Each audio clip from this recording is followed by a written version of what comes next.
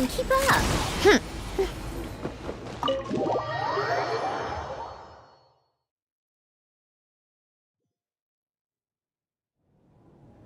Rampana! Rampana! Is that... Coolish, wake up! Please wake up!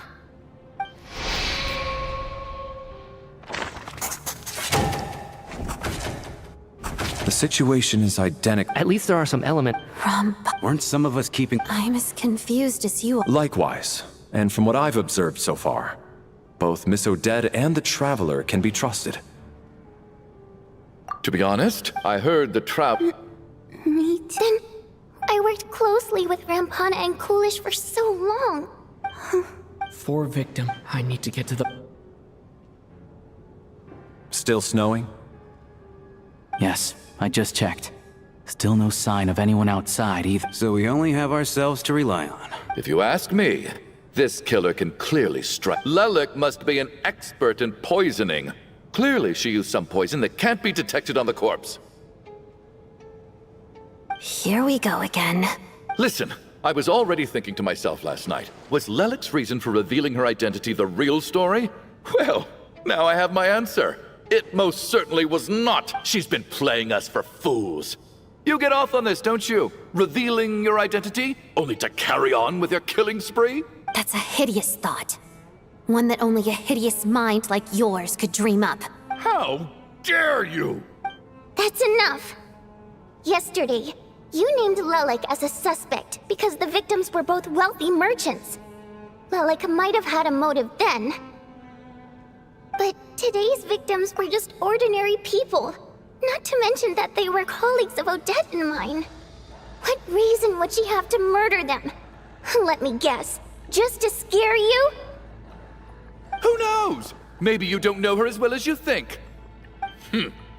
I implore you all to ask yourselves, how many people are there really in this world that have what it takes to kill another person? Not many, I'd wager. Lelik is well known to be a ruthless operator, and now she has revealed her identity. How could it be any more obvious? Everything you've said so far is still just conjecture, which doesn't constitute a concrete lead.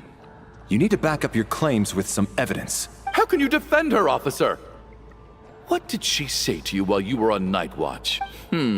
Maybe I shouldn't be so surprised. You military types are always colluding with criminals to target the rich.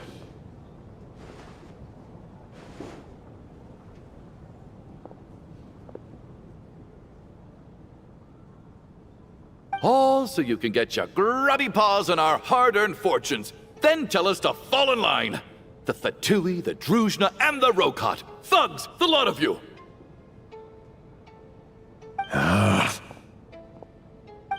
Don't you dare!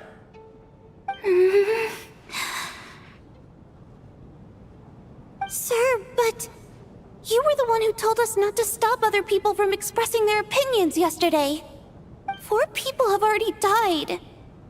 Only yesterday I was chatting with Mr. Coolish. Then we woke up in the morning and he's... turning against one another is the last thing we should be doing right now. Little girl.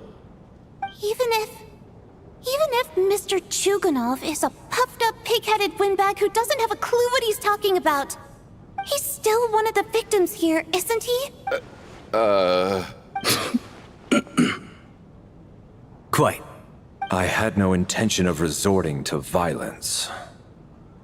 But you're right, Miss Tonia. I ought not prevent him from speaking his mind. In any case, I believe Mr. Chuganov has calmed down a little now. We may resume our discussion. I don't think there's any need for that. What is there to discuss? Nothing about this situation is normal. Did you have an idea, Mitya? You're the brainiac here, right? Come on, clue us in! I've been mulling something over. All the leads we have so far concern things from outside the theater. Miss Odette's alter ego, the threats Mr. Chuganov received, but then there's the 2 double murder crime scenes themselves, which have given us absolutely nothing to go on whatsoever. That's highly unusual. Even with the most careful killers, there's always some evidence left behind. So what are you suggesting? I think this could be a supernatural event. It isn't characteristic of human-on-human homicide at all. Correct me if I'm wrong, but aren't you supposed to be a scientist? That doesn't sound like a conclusion someone like you is supposed to make. I got into scientific research because of my insatiable curiosity. But if the present situation defies all known scientific explanations, I don't mind shifting my curiosity toward the paranormal instead. I know. Well, this is taking an unexpected turn. A haunted theater? If Paimon were here, she'd probably be hiding behind me in fear right now. Why don't we take this opportunity to look for clues again with a more open mind? Maybe a different perspective will help us see something different. Very well. Whether it's criminals or ghosts we're looking for, the same rules apply. Everyone needs to tread carefully. I'll move the bodies into the same room for now.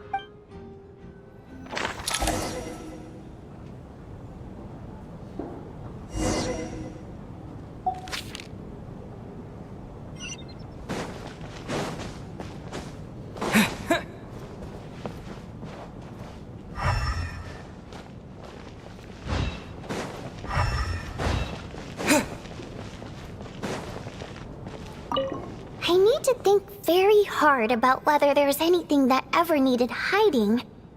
After all these years, there must be some things even I've forgotten about.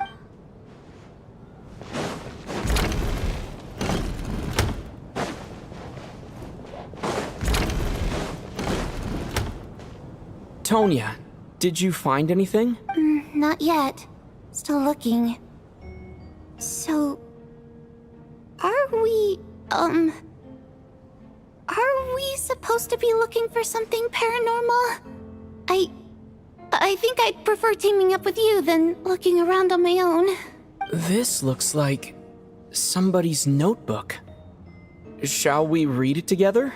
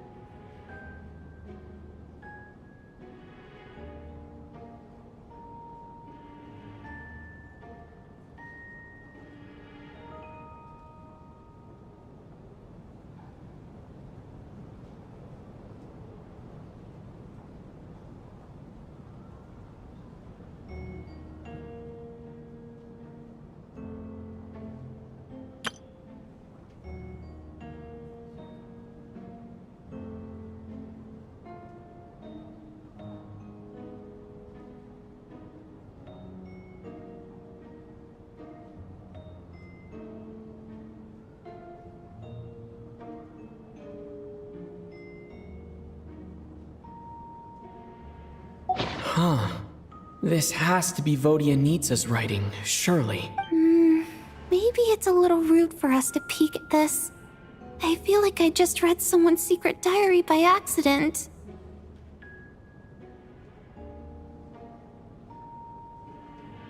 It sounds like she's writing this for her parents, right? I don't understand. Why put this stuff in a notebook instead of mailing it in a letter? Because her water imp parents belonged to the aristocracy, who were driven out of Snezhnaya by the Tsaritsa long ago. And now they live somewhere new, where the postman can't get to. We're sorry! It's fine. My fault for not storing it properly.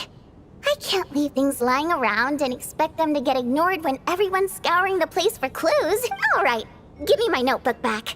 I'll take over the investigation in this room.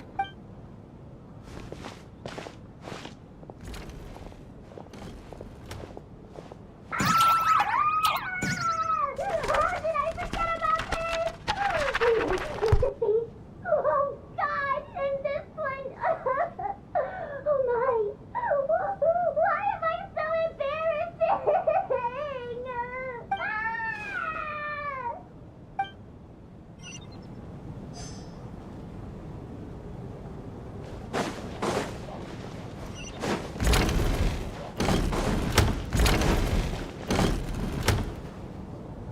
Valeri, come take a look at this. You too, Traveler. Some sort of notebook. What is it for? It's the on-duty logbook for the theater. Coolish was the main person to use it. He mostly used it to record any unusual incidents during a show, audience numbers, exit times, and so on.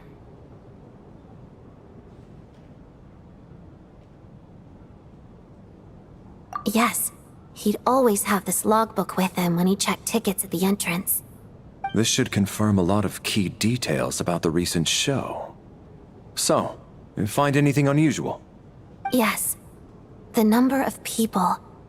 I've checked and double-checked, but the numbers just don't match what's recorded in the logbook. Apparently, we have an extra person among us. Are we certain that logbook is accurate? Could someone have sneaked in without buying a ticket or something? Unlikely. Coolish took his duties very seriously. I've rarely seen any errors in his work. Not to mention that this was a dress rehearsal, meaning smaller audience numbers and tighter ticket restrictions than usual. Everything would have been well within his control. We no longer have our tickets with us, do we? They got collected on entry. I assume there's no way we can check them again. Unfortunately not. The theater recycles tickets. Once people are in the door, they don't tend to leave until the show ends, so we collect the tickets at the point of entry.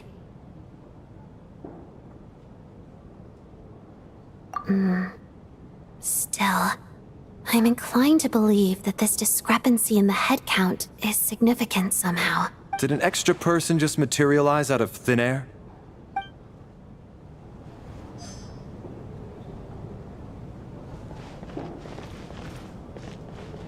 Did an extra person just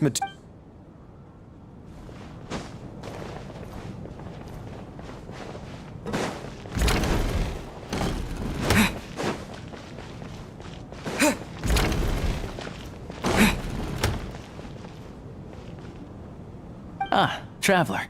Since you're here, come take a look at this. Alosha found it. We're both curious to hear your perspective. It appears to be an investigation report. And the focus of the investigation was the rumors of haunting we heard about earlier.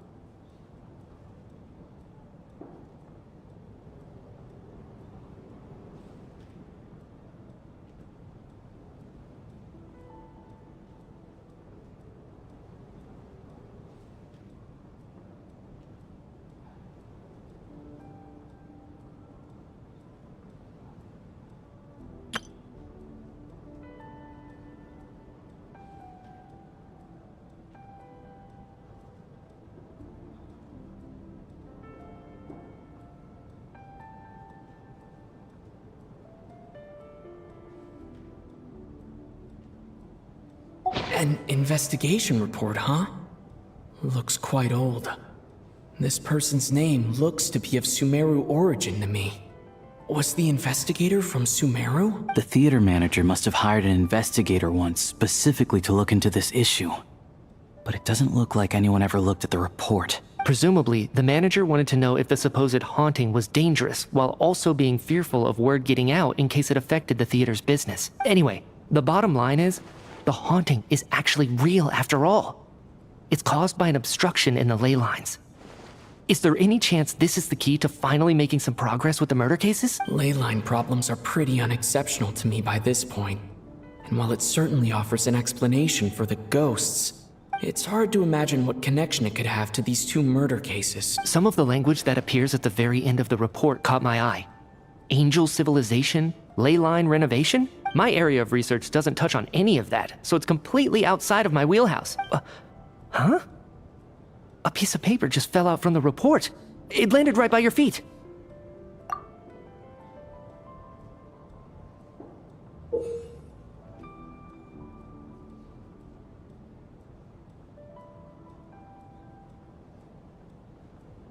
How unnerving. It was tucked inside the report, so it must be a note left by the author. Death is near. Is that supposed to be what's going on here? With us in the theater? But if so, how did the author foresee it? Could he predict the future somehow? Maybe things are more complicated than we thought. No, wait a second. If we take the report and the note at face value, they completely contradict one another. The report definitively concludes that the hauntings in the theater are harmless and cannot affect the real world. But the note seems to be warning of potential danger. The question is, what exactly does the note mean by death?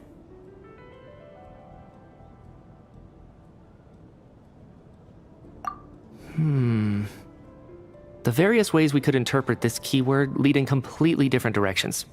Let's pause our analysis here for now. I think we need more information.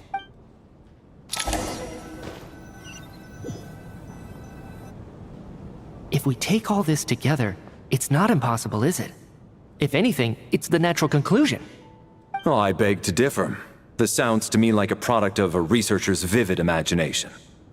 And perhaps it's because I'm still viewing this through the lens of a typical murder investigation. But still, I'm struggling to be persuaded by your theory. Does it really sound that far-fetched? Alright, well, let's treat that as speculation for now. I do agree with what you've said, so let's go with your idea for now. Good. Okay, now that we finally have some meaningful leads, I think it's time to reconvene. Let's get the others.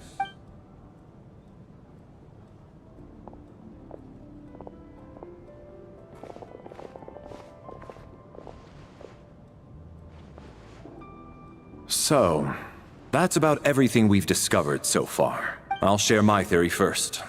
Based on what we've learned from the logbook, I believe the extra person among us is most likely the killer. If the killer had simply bought a ticket, it would have greatly increased the risk of their identity being exposed. I expect he or she either hid in the theater ahead of time, or found a way to slip past the ticket inspection.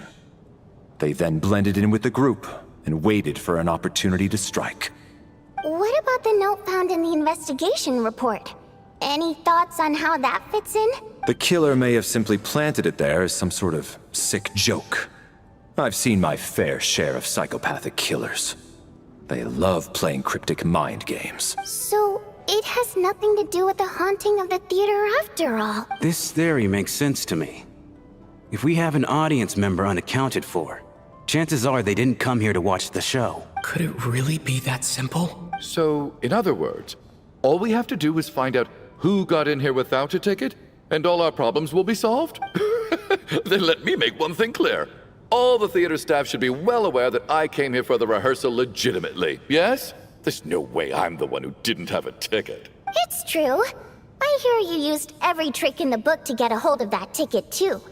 Everything short of throwing a temper tantrum and rolling around on the floor at the entrance. I most certainly did not degrade myself in such a way. Probably a stupid question, but I might as well ask. Did anyone here get in without having their ticket checked? Guess it was naive of me to expect them to just admit to it. Especially after the unprompted Lelik reveal.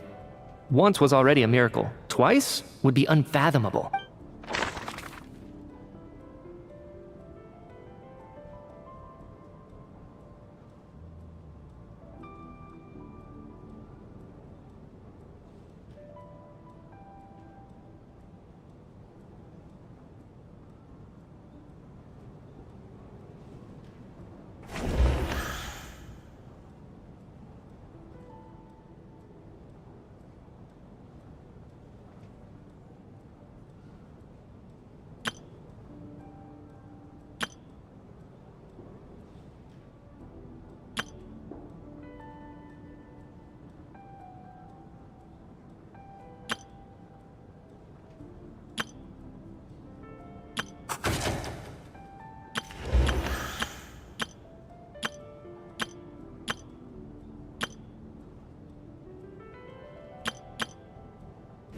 Tonya received her ticket the same way I did. I assume Child got both of them together. In any case, I knew in advance that Tonya was coming.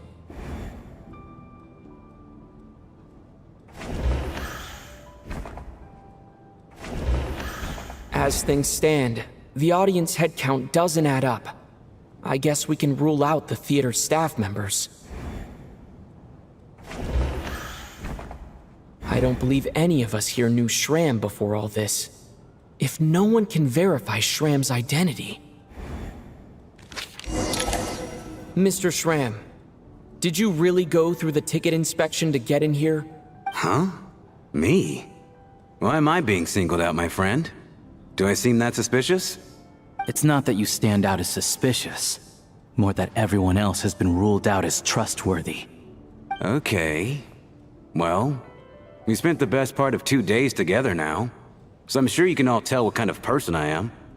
I'm a true gentleman. I never dream of doing something like sneaking to the theater without a ticket. Yeah, I have no doubt that you're a good person. But the problem is, none of us here actually know you, so no one can say for sure that you are who you claim to be. Although, actually, what was it you said last night? Yeah, you're friends with that water imp, which is why you understand our primary mode of expression. Last time I checked, there were barely any of us remaining in Snezhnaya, since most of the water imps left. Could you tell me a little bit more about your friend? There's a good chance I actually know her. And I suppose it's also kind of a way for everyone else to get to know you a little better.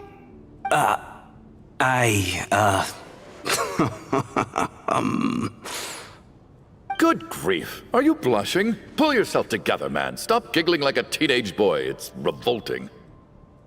Hey, revolting is a little strong. All right, fine. I'll admit it. That water imp friend of mine, the truth is, we're dating. I was just a bodyguard hired by our family. But the stars must have aligned, because sparks began to fly between me and their daughter. Never in my wildest dreams did I think I'd get so lucky. We don't need details. Just get to the point. Okay. I'm just a little hesitant to reveal her name, that's all.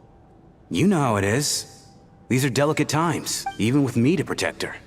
If word gets out that she's dating a human, both the Fae and human factions will give her a hard time. Really? Wait, no. That can't be. Huh? Shram, what the devil are you talking about? Why is everyone looking at me like that? Surely you can understand where I'm coming from. Delicate times? Factions? Yes? You know, the Civil War?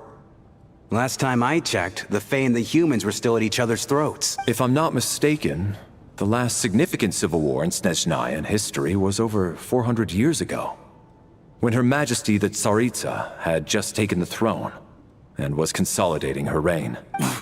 What do you mean, 400 years ago? What's going on here? Is Shram from the past? All right, Mr. Mitya, you win this round. As far-fetched as it is, it appears that your theory may be correct. I'm just as amazed as you are.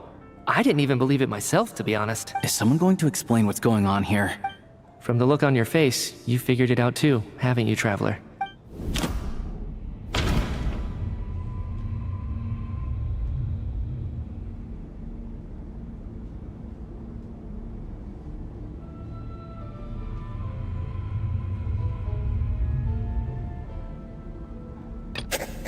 That seems to be the case.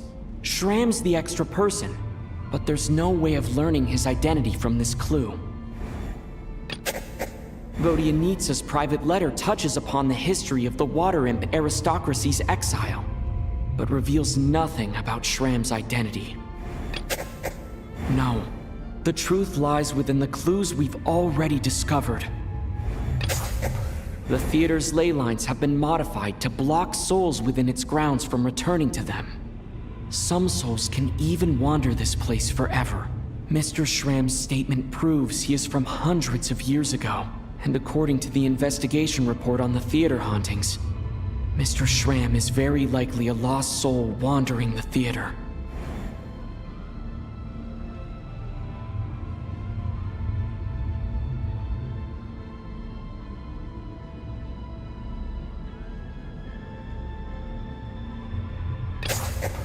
For some unknown reason, The soul that has been wandering the theater due to the ley line issues has joined our group and blended in.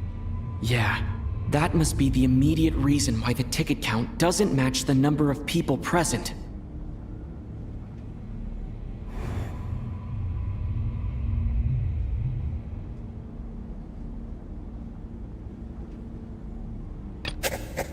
The death of those victims isn't... The contents of the investigation report have been verified. There are indeed ley line issues and wandering souls in the theater. Death likely symbolizes the deceased. Mr. Schramm, for instance. Death is near. That must mean that there's a dead person in our midst. That's the truth, isn't it? Yeah, the logic is clear now.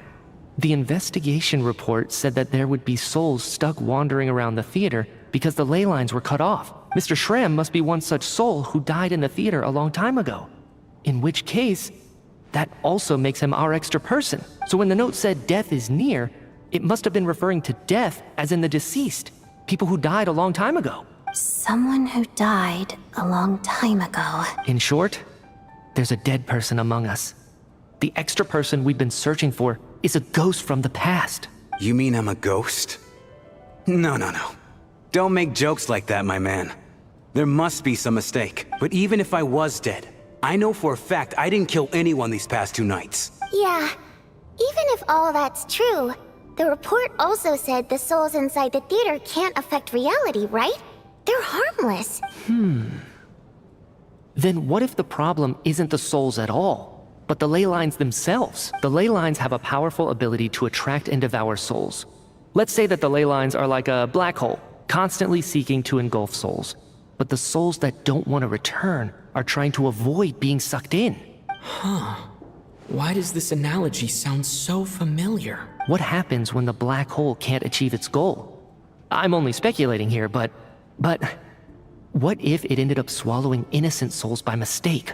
Or intentionally taking other souls to compensate? That could explain why we weren't able to determine a cause of death. If you're right, and their souls were devoured by the ley lines, it does make some sense. It does seem to explain a lot of the things we couldn't make sense of. Does that mean it's true? Except there's no concrete evidence. Mitya's relying on a lot of logical leaps. Still, it seems like the best explanation we have under the circumstances. Alright, so how could Schramm not know that he's dead? Seems a little unlikely that he hasn't noticed anything unusual even after several days interacting with us. On the contrary, it's perfectly normal for a soul to wander the theater for centuries without questioning their existence or reason for being there. It's simply what's natural for them. You know what, Mr. Brainiac? I think you might actually be right after all. I'm trying to remember and... even though my head feels like it's going to explode, I think... it's all coming back to me.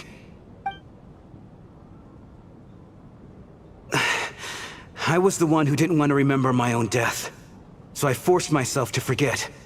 Well, I'm sure those are painful memories. My lady and I snuck out to go on a date one day. We bought tickets for the theater. It wasn't really my thing, but I was just happy to be together. All of a sudden, a group of people burst into the theater, shouting for all the water imps to get out. Performers and audience members included. It was clear the conflict between humans and Fae had reached a boiling point. This time, the extremists were even coming after the water imps who had nothing to do with the war. I thought I could pull one over on them. So I took off my jacket, draped it over my lady, and tried to sneak out amid the chaos. But I got caught. They started shouting, calling me a traitor to humanity. But I was going to do whatever it took to buy our chance to escape. No matter how many people stood in my way. I had to.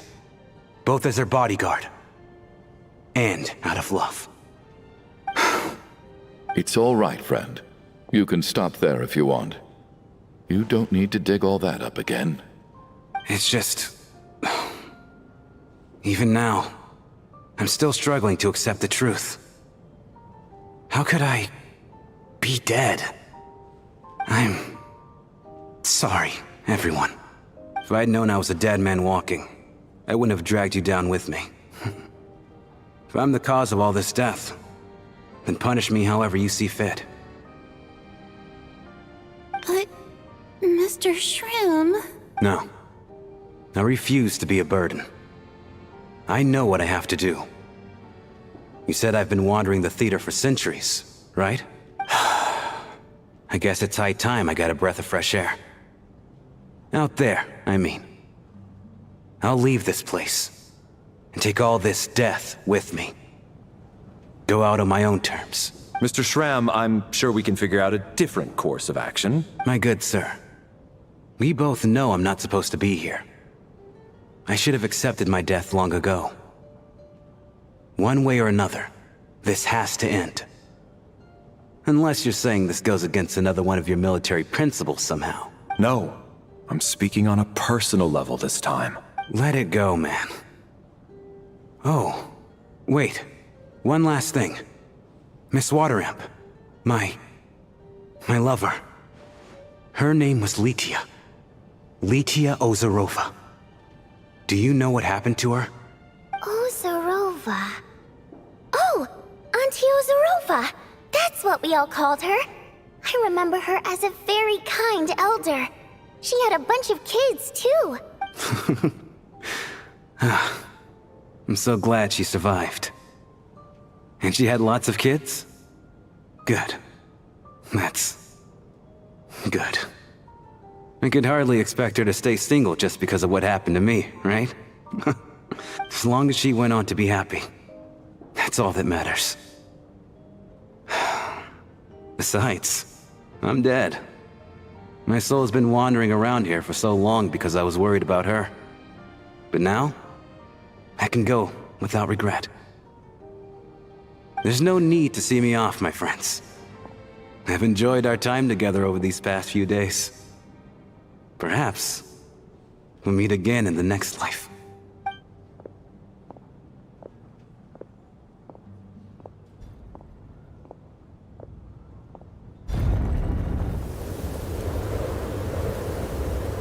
Take care, my man. I know Mr. Shroom was already dead, but... I still feel so sad. Death is cruel, no matter how we might try to make sense of it. So, was the conflict between Fae and humans really that bad back then? I was only little, so I don't remember much. It's terrible to think that so many innocent people had their lives turned upside down. Even the historical records about that time period don't say much about it. All people know is that the Tsaritsa founded the Fatui, drove out most of the Fae aristocracy without explanation, then used her terrifying power to suppress the humans. It seems to me like the Tsaritsa chose to make herself the enemy. She downplayed the conflict, directing whatever animosity both sides had for each other at herself instead. That's also why, despite how brutal the conflict was at the time, there hasn't been much lingering tension between humans and Fae since. Things have been fairly harmonious for the past few centuries. So, the Tsaritsa banished the Fae to protect the Fae living in the city? She offered herself up to be hated in exchange for peace. Maybe it's not quite as bad as it sounds. I don't think Her Majesty is too concerned if mortals hate her or not. And besides, there are very few who truly do. All this time, I had no idea. All right. If Mitia's theory is correct, then I think we can consider this matter settled. Let's all take a break. Ugh, if only this blasted storm wasn't still raging on.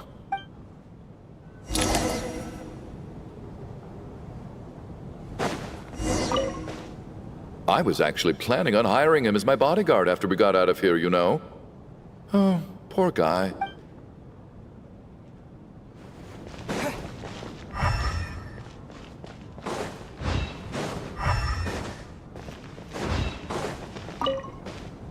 At least the lingering regret that kept him here has been put to rest.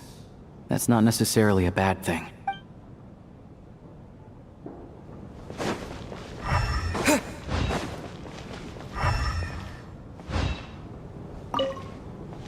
Well, at least least it seems like Mr. Shram stayed optimistic until the end. The information he revealed, it's given me a lot to think about. Well, The information...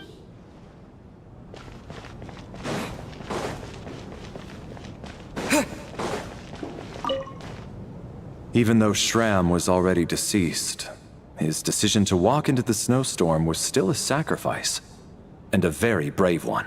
This is one of the few times I don't feel at all happy to have my theory proven true.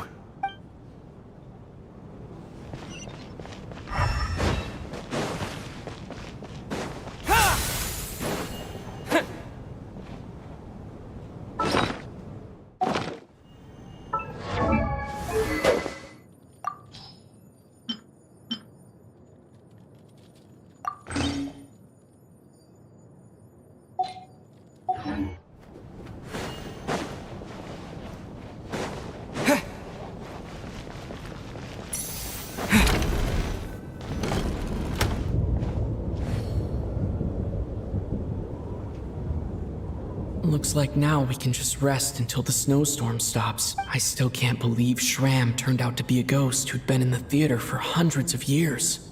To think he was dead this whole time. What a strange turn of events. Knock knock. Huh? Knock knock. You know the door isn't closed, right? You don't have to knock. Think of it as a signal then. When I'm entering someone else's room and I knock, I'm here as Odette. If I don't knock, it's Lelik. Thanks. So, why did you come to find me? Is there something I can help with? Vodyanitsa said you knew about my secret identity from the start. But when everyone was discussing who Lelik could be, you were worried that revealing what you knew would be unfair to me, so you kept it to yourself, right? Yes, I'm extremely grateful for that. It's nothing. I mean, you didn't hold what happened with Signora against me, so I should thank you for that as well. Actually, there's something else as well. I found myself in a situation similar to the one you were in when you helped conceal my identity, so I thought I'd come and ask you for advice. It's about Mitya. Before all of this, the last time I saw him, he was dead. As I'm sure you know, my goal as Lelik was to stop Project Stuja. Well, when I found out the tech lead for the experiment behind Project Stuja was Mitya, I immediately started planning to track him down and threaten him to back out. I often saw him around the theater, but I soon concluded that making my move there would risk exposing my identity. So I decided to infiltrate the Armory Palace and go directly to his lab. That way, the threat would be much more effective.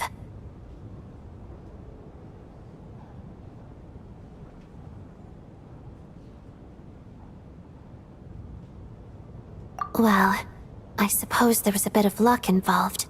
But I am a Fatus, so I already had some familiarity with the building's layout. But when I finally made it to his lab, Mitya seemed to be dead. I checked his breathing and his pulse. He had no vital signs whatsoever. I'm certain of that. I thought maybe another anti-Project Stuja activist had beaten me to it, and chosen a much more brutal method, so I made myself scarce.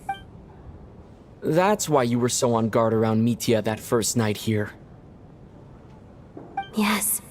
When I saw him sitting in the audience during the performance, I could barely contain the shock. To me, it was a miracle. Somehow, he'd come back from the dead.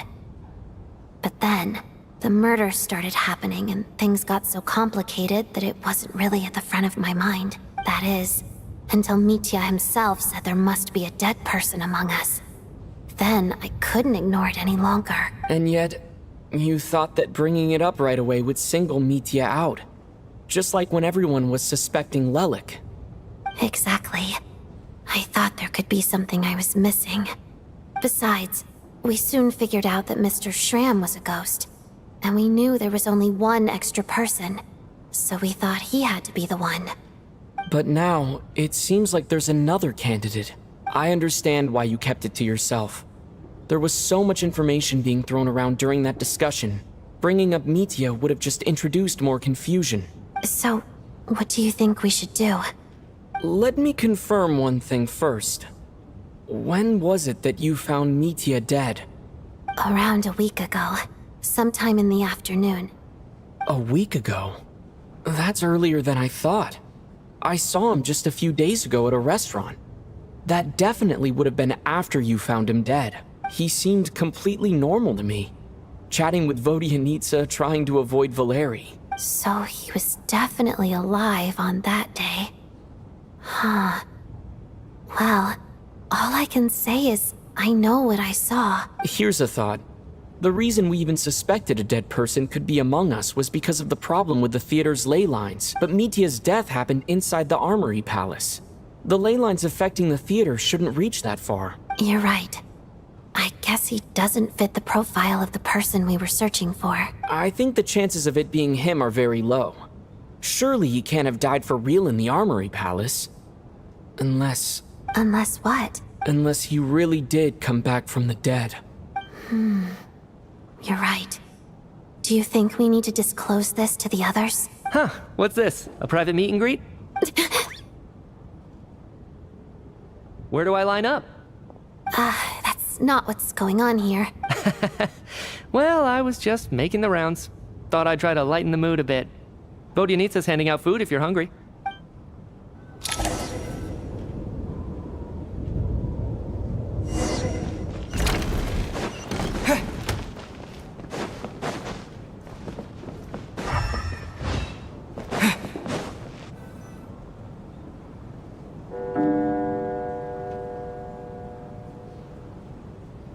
What is going on with this storm? Could it be connected to that monster that just arrived in Snezhnaya? I almost hope it is. Her Majesty the Tsaritsa left to vanquish that beast herself. We just need to wait for her triumphant return. Do you think people still feel the cold after they die? I'm wondering about Shram. Oh, maybe we should have given him a coat before he went out there. Death itself is cold, isn't it? I'm sure the storm will embrace him. Well, I hope he has a safe journey. I'm going to miss him, I think. It's not like we can blame him for Rampana and Kulish's death. Thinking back on it, we barely made it out alive ourselves. Once we get out of here, how are we going to explain what happened to their families?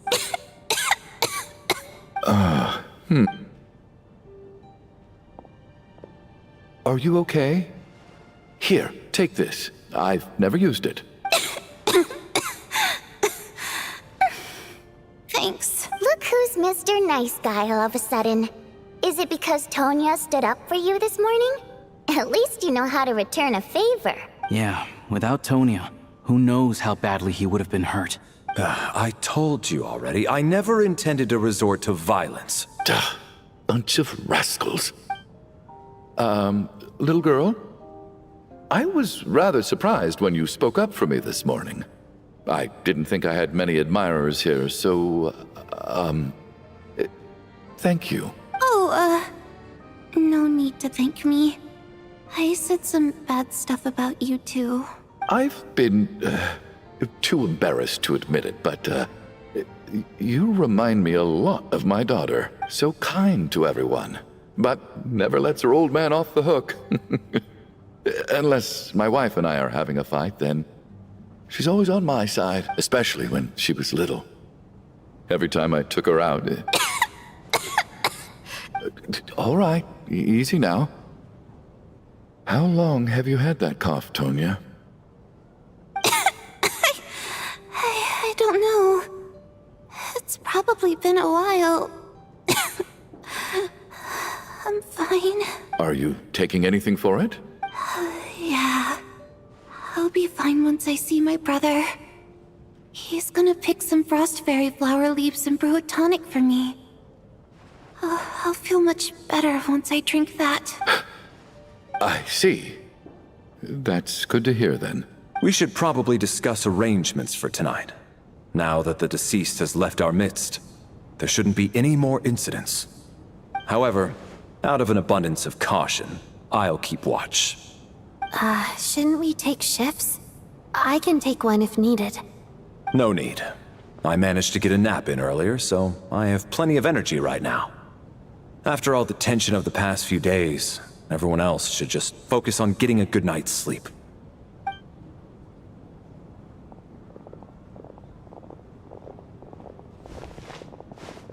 What a long day.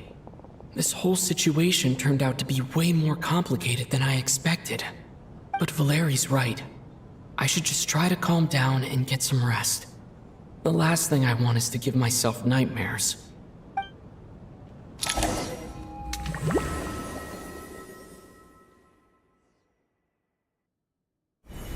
He's awake.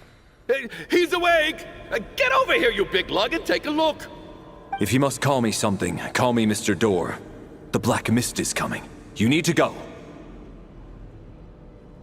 Are you all right? Can you walk? We just got attacked by monsters on our way up. That Mr. Door fellow protected us. He just seemed to come out of nowhere. Not much of a talker, but when it comes to taking down monsters, that man doesn't hold back. Curses! The Black Mist is catching up to us. We need to keep going. Mr. Door, I don't believe I've ever seen you around here before. Why is that? There's no need to try to get to know me. I'm just Mr. Door. I have to... Mr. Door!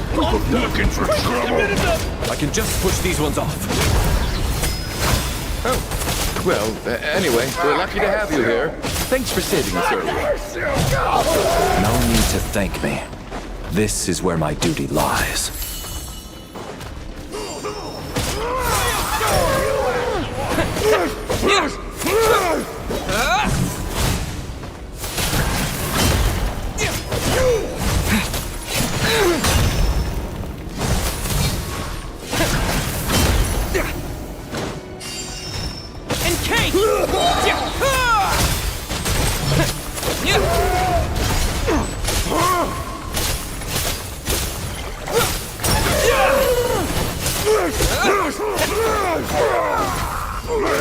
Just you wait.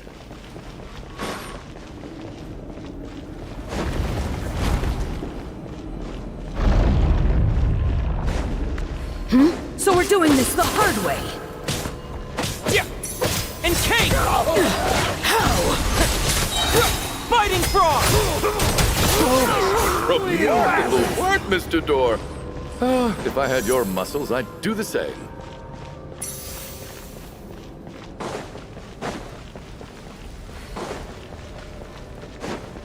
Are none of these doors the one you're looking for? No.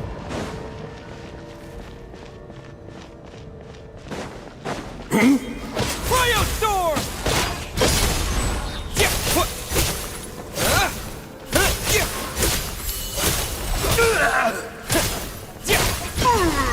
Come no closer. Impossible. I'm so exhausted. And the Black Mist is still rising. Oh. Wait, look! There's more monsters down there. Are they coming from within the Black Mist? No! They're gaining on us! Quick, keep going, or they'll be at our heels any second!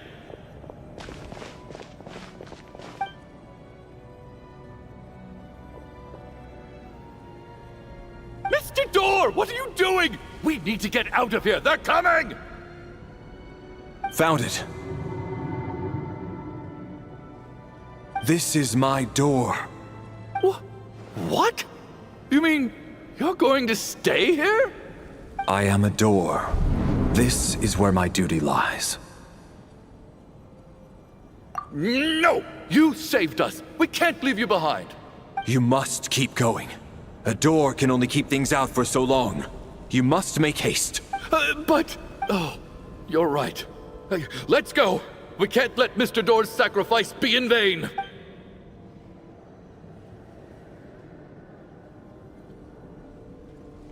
The Black Mist isn't moving anymore. Looks like both the monsters and Mr. Door are gone. I didn't just imagine all that, did I? Surely I wasn't so scared out of my mind that I Hallucinated a door as a human being?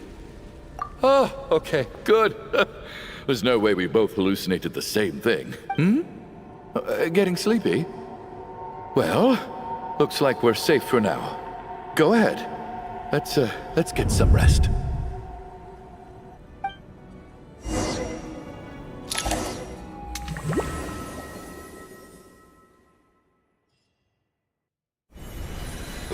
What time is it?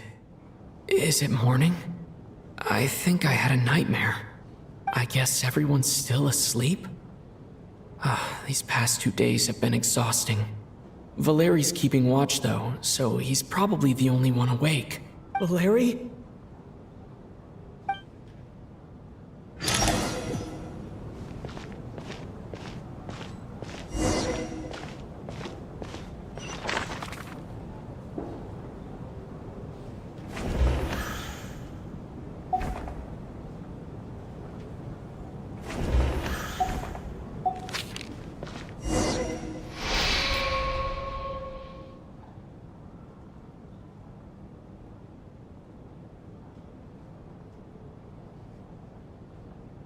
Wake up! Everyone needs to wake up!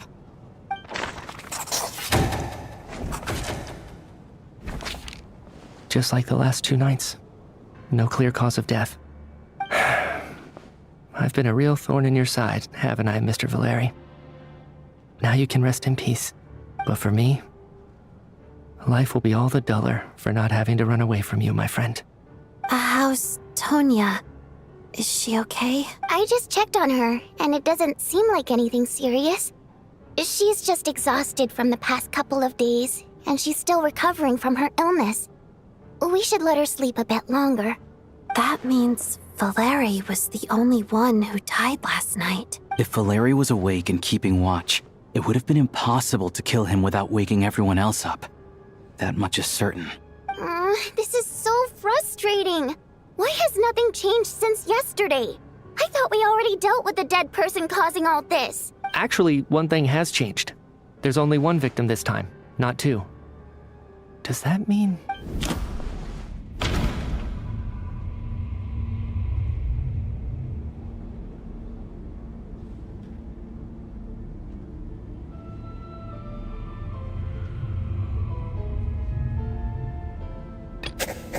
No similar cases have ever been confirmed, so this theory doesn't seem to hold up.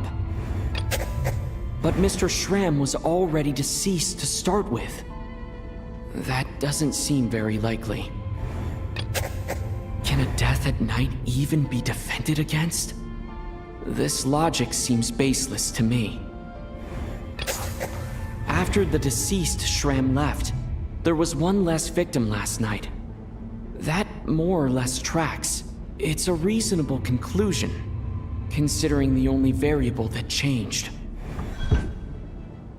The number of people who die each night is equivalent to the number of dead among us. That's your theory, right? Exactly.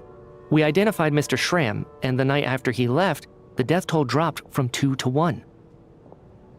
By that logic, there must be 1 more dead person left among us. Another one? But there was only 1 person unaccounted for in the ticket checks, right? The head count should match up now. Having an extra person was definitely a cause for alarm, but being 1 person short isn't nearly as unusual. Someone could have left in the middle of the show, or made it out before the storm hit. 1 more dead person among us. If Mitya's theory is right, then what Odette told me seems a lot more relevant. It's just, at the time, we had no reason to think there was more than 1 dead person. If only we'd taken it more seriously as a possibility. Maybe this could have been avoided. I'm sorry. This is my fault. I had information that could have been helpful, but I held back. I should have brought it up right away. I'm partly to blame as well. I was too quick to dismiss Odette's concerns. What is this about? What have you 2 been getting up to behind my back? Sounds like there's some big news you've been keeping from the rest of us. Well, we're all ears.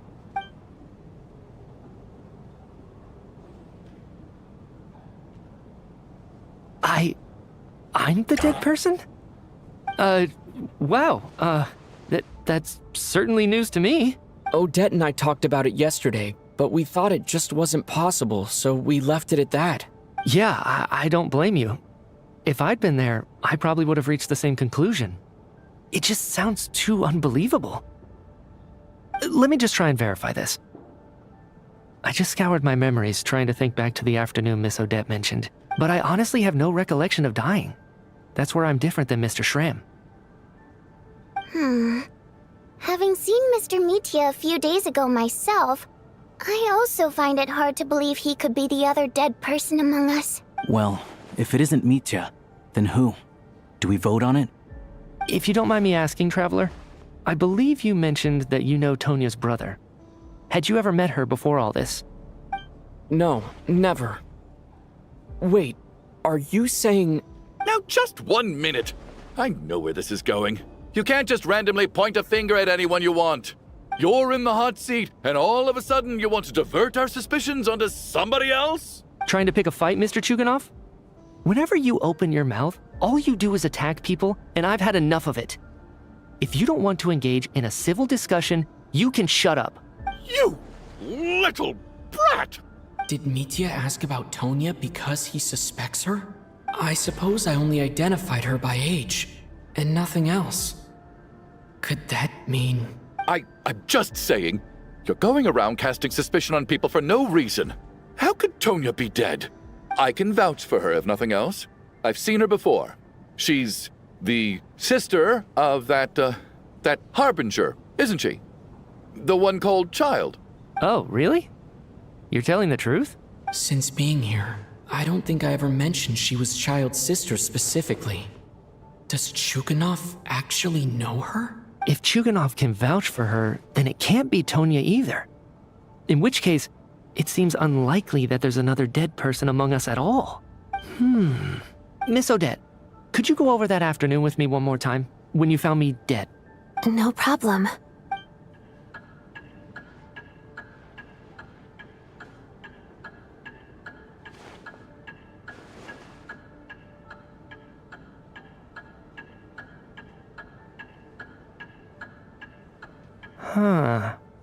No matter how hard I try, I just can't remember anything about dying. But I do remember something else. Miss Vojanitsa, during our last meal together, I told you how some of the researchers were suffering from temporary memory loss. Do you remember that? Oh, yeah. You said it was hindering the progress of your experiments. You thought they were just under too much stress or something. Right. And even though I don't remember dying that day, I'm pretty sure I experienced something like amnesia. Some of my memories from that afternoon are missing. Are you suggesting you're missing the memory of your... Of course. How am I only just realizing this? Humans aren't necessarily aware of their own death. You mean being silently assassinated, or dying in your sleep? Situations like that? The researcher's amnesia. Suddenly it all makes sense. I must thank you, Odette.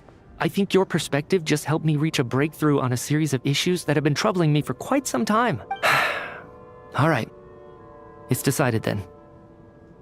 I'll be the one to leave today. Oh, leave? Hey, wait a minute. Aren't you rushing into this? What if you're wrong? You'll pay with your life. Come on, kid. Aren't you gonna fight for your life? This seems like a rash decision. I have other reasons beyond what's been discussed. In fact, thinking back, I remember during Miss Odette's performance, while I was sitting in the audience stalls, a brilliant new idea for my research popped into my mind. But then, my train of thought suddenly cut off. I can't remember it now at all, and I didn't take any notes. I guess that must be another instance of temporary amnesia. No. Hold on. I see where you're going with this. You're suggesting that each instance of temporary amnesia is a death, right? There's a glaringly obvious flaw in that idea, no? How can one person die so many times? I believe Miss Odette's account. During the period where my memory is blank, I must have been either dead or in a similar state. All it would take is for the same thing to happen in the theater, and I would come under the effect of the ley lines in this vicinity. This increases the likelihood of me being the deceased, does it not? But... There's no evidence to suggest that anyone other than me is a candidate for the deceased. So allow me, as a scientist, to treat this as an experiment. Please relax, everyone. I don't think things are as bad as they may seem. If I really am the deceased, then Everyone. what is a scientist if not someone who gambles on experiment after experiment in an attempt to obtain the truth? With this snowstorm, the ley line phenomenon, ghosts of the dead, and my amnesia, we've been paralyzed by not knowing and powerless to do anything about it. It's a terrible feeling. But if I do get resurrected, you can be sure that I'll come back with the truth of all this. Just you wait.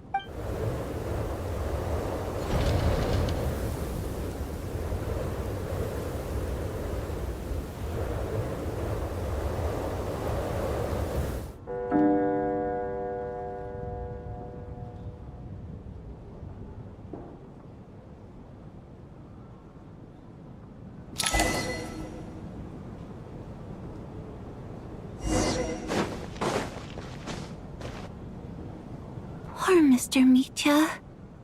I didn't even get to see him one last time. Maybe it's a good thing that you weren't there to see it. It was a hard thing to watch. I hate goodbyes.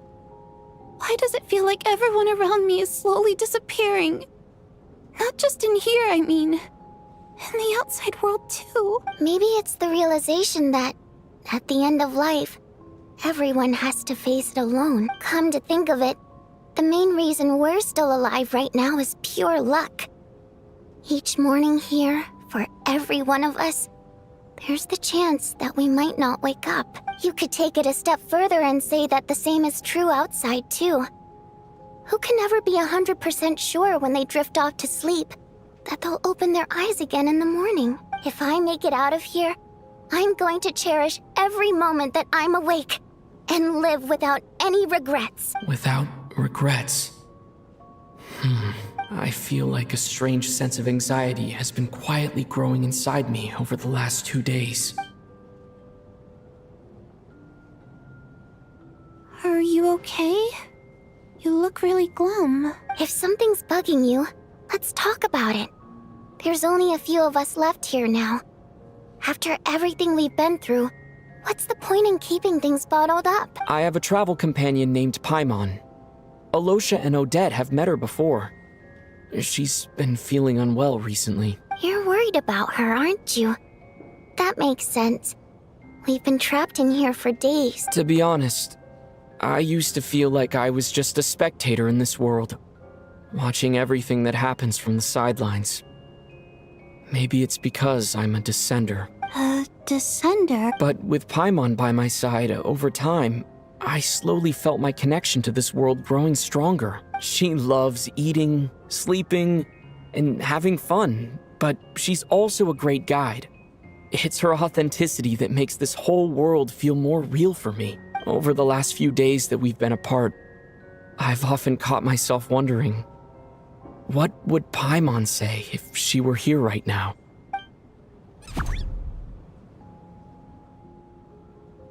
But by the time I snap out of it, the conversation has already moved on, and I'm still in my own little world. I'm trying to overcome this sense of detachment, but I really miss Paimon. I guess, in a way, she means the whole world to me. I bet she misses you when you're not there as well. Maybe you're her entire world too. I don't know if this will make you feel any better, but back when the water imps left Snezhnograd in droves, I also felt like the whole world was suddenly empty. I could be surrounded by people all smiling and having fun, and still feel completely accepting the fact that our loved ones won't always be with us. It's something that takes a lifetime. All we can do is cherish their companionship from moment to moment. So, once we get out of here, you better hurry back to our side as fast as you can. You can't let your story end in regret. That's the trope I hate the most. Thank you. That's exactly what I needed to hear. But Vodyanitsa, if you hate goodbyes too, why didn't you leave with your people? That's just the choice I made. I used to regret it, but I don't anymore. Like I said before, singing is a water imp's primary mode of expression. It's how we convey our emotions. Our songs have echoed through this theater for hundreds of years, each one a story pieced together through moments of joy and sorrow. But Does a story exist without someone to read it? To me, the answer is no, so I made the choice to stay. That way, there would still be someone left to sing these songs and listen to their stories. Otherwise, they could have been lost forever. Could you teach me how to understand your people's songs sometime? I want to be able to truly hear them, like Mr. Shram. A fan after my own heart. Thank you, Tonya. How about I sing something for you, and you tell me what you hear? Okay, I'll do my best.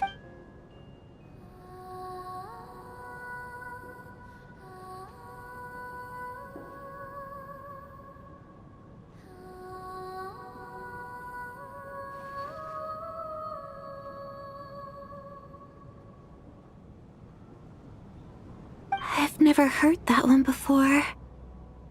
I feel like I can hear a sense of longing somehow. I wonder why that is. Color me impressed, Tonya. You're a keen listener. Most people can only tell if a song is happy or sad. I didn't think you'd be able to pick up on such specific details.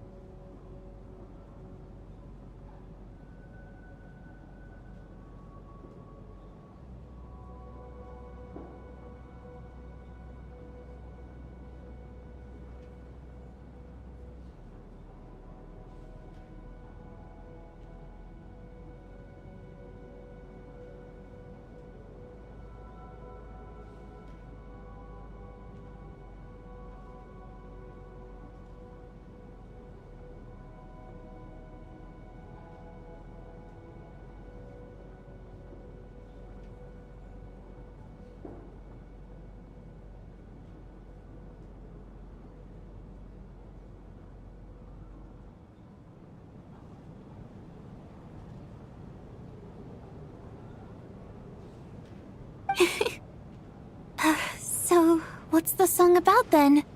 Come on, tell me! I've actually never performed this song in the theater before, because it has more of a ceremonial purpose for our people. It's not meant for the stage. It means something like, "May those we have lost watch over us, and follow this song back home in the night, so that we might be reunited once more." No wonder I could hear that sense of longing. You sing it for loved ones who have passed away. I hope it reaches them. It's getting late, Tonya, and you're not well. We should all turn in early. I suppose there's no reason to keep watch tonight. Okay. But, before I go to bed, could you sing that song a couple more times for me, Vodyanitsa? Of course. Anything for my #1 fan.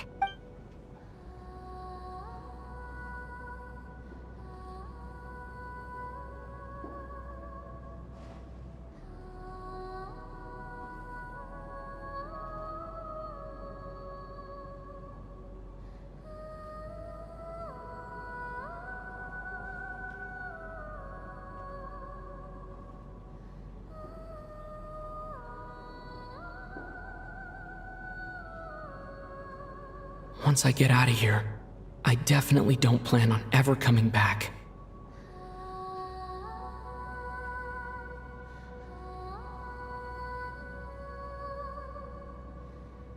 But I guess that means I'll never get to hear Vodyanitsa sing again. That's a sad thought.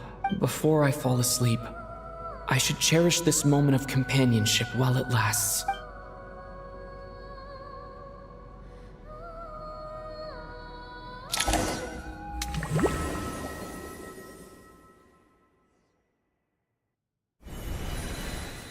Where am I? It's so dark in here, and I feel kind of dizzy. Am I alone?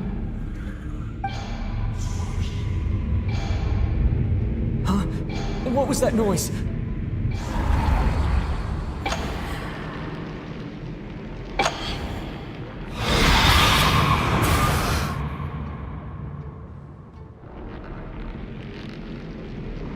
Return, O spirits, Fulfill your oath of protection.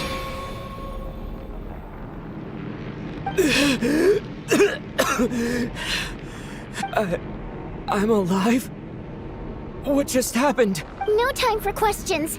Quick, over here. Turn on the switch. We need to bring back the light.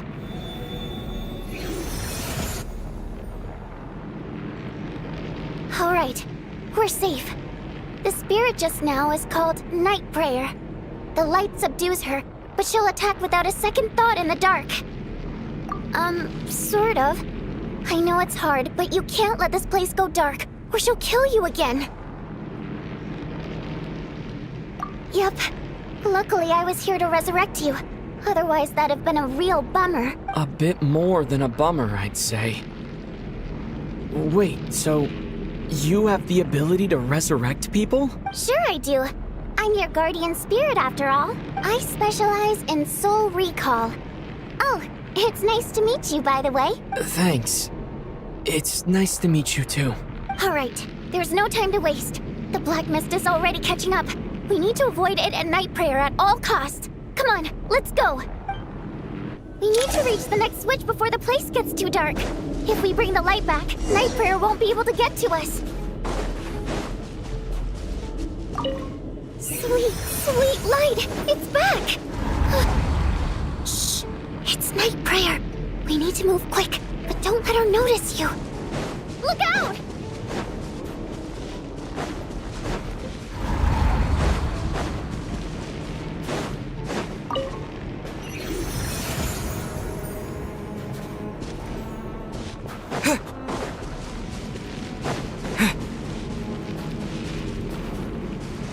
The next switch is over there.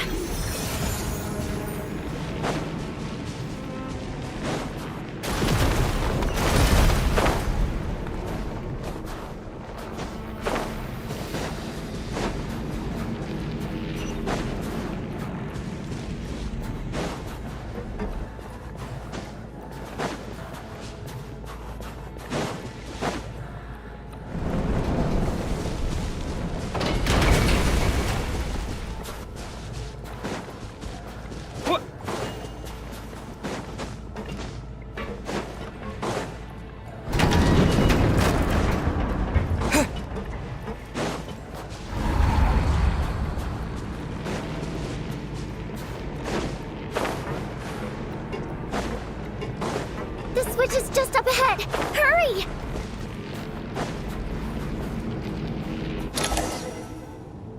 It's too dark. We're not gonna make it. Come on, faster!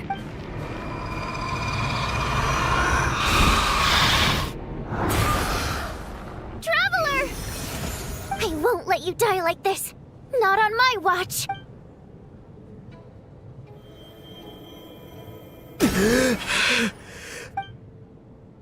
Even though it's not permanent, dying is definitely not a pleasant experience. Great. You're back. Yeah, thanks to you. Time for you to get out of here.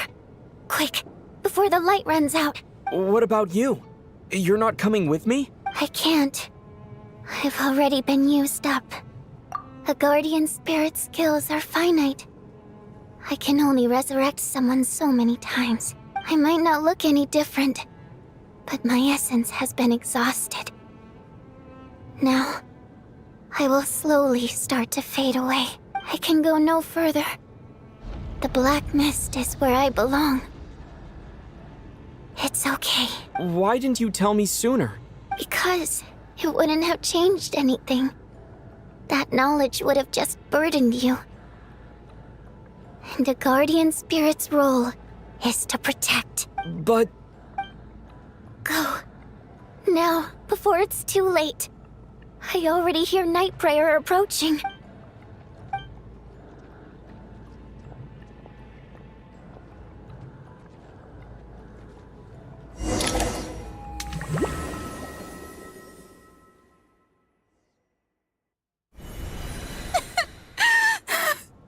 What do you need, sir?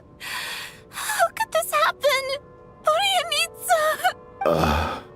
Well, I guess there's no need to inspect the body.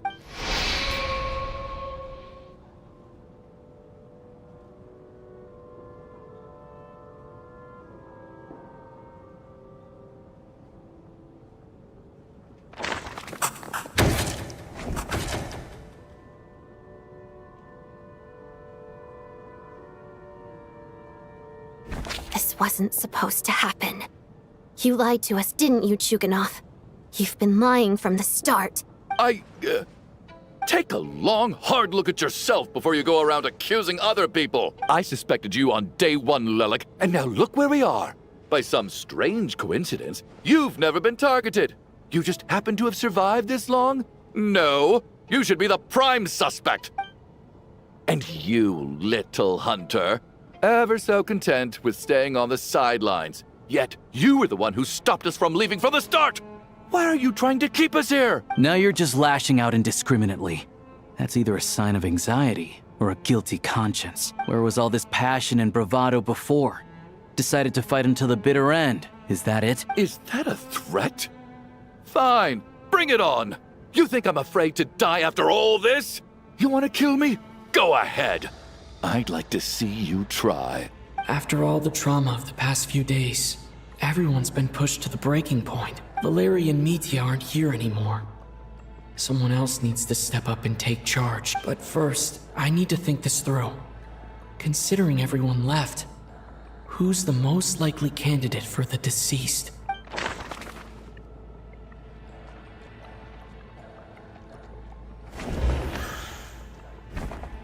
Of those who remain, the only person we've never met before is Tonya. There is room to doubt her true identity. People are easily misled by first impressions. Now that I think about it, Child's sister was in fact a label I imposed on her due to my own assumptions. But Mr. Chuganov vouched for Tonya's identity yesterday. With basically no other possibilities left. Could it be?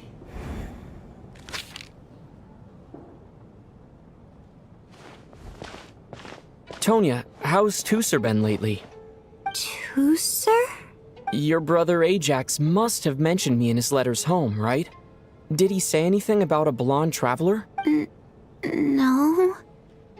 And my brother's name is Razik, not Ajax. Oh, Chuganov, looks like it's your turn to do some explaining. Yesterday, you said you could vouch for Tonya. Why did you give us a false testimony? I knew you were behind this, Chuganov. You've been lying through your teeth from the start. Everything about you is fake. Down to the wife and daughter you're always talking about. Your entire family man persona is a charade, isn't it? That night, when I infiltrated your place as Lelik, I noticed you were home alone. Didn't think much of it at the time. Just thought everyone else was out. But thinking back on it now, that doesn't seem very likely. My guess is, you live alone, don't you? Even that was a lie? But why would he lie about having a family? Curses! Oh, why is there no end to this blasted snowstorm? If it would just stop! If it would just stop. I think I remember now. I know how I ended up here. It feels like a distant memory. But at the same time, it's just like it was yesterday. The reason I'm always coughing is because I got sick with frostbite. The locals usually call it the snow cough. It's not a very common illness. It's partly genetic and partly caused by the cold climate. But it can be fatal. They sent me to the hospital as soon as they found out I had it. And I spent so long lying there in that hospital bed. After a while, I felt myself growing weaker and weaker. Nothing seemed to be working anymore. Neither the treatment that the doctors were giving me, nor the medicine my brother was brewing from frost fairy flower leaves. So one day, so exciting. I remember the show very clearly. It was amazing. But I found myself getting sleepier and sleepier. Oh, Tonya. When I woke up, I couldn't find my brother anywhere. So I guessed he'd already left. But there's no way he'd leave me behind. So I decided to stay here and wait for him.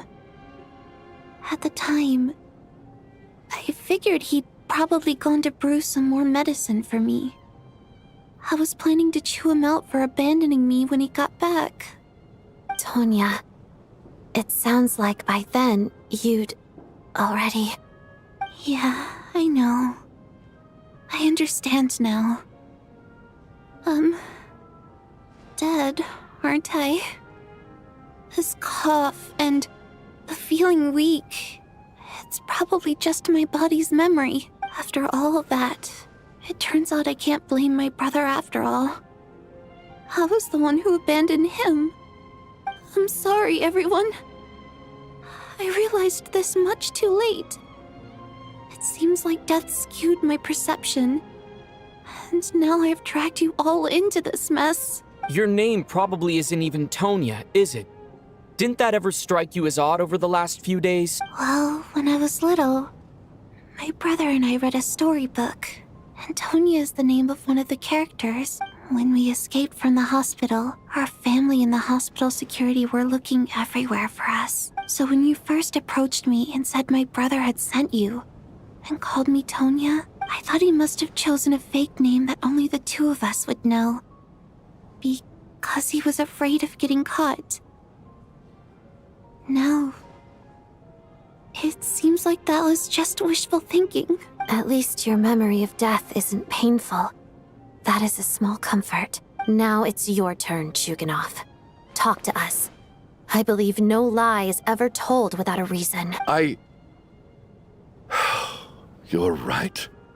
I was lying. I happen to know that the Harbinger child and his sister Tonya managed to get tickets, so I lied to you and pretended I knew them. And yes, I was lying about my family too. The truth of the matter is, I lost them a long time ago. I just refused to accept reality. And now I've spent the second half of my life living a lie. I'm a joke. My daughter's name was Iskra. And before you ask, yes, Iskra, as in Iskra Manufacturing Plant. She also died from the snow cough. She was just 6 years old. If she were still alive today, she'd be around the same age as little Tonya here. After Iskra passed, my wife couldn't bear to face those memories either. So she chose to start a new life. One day when I came home from work and saw the empty room, I felt like I couldn't breathe.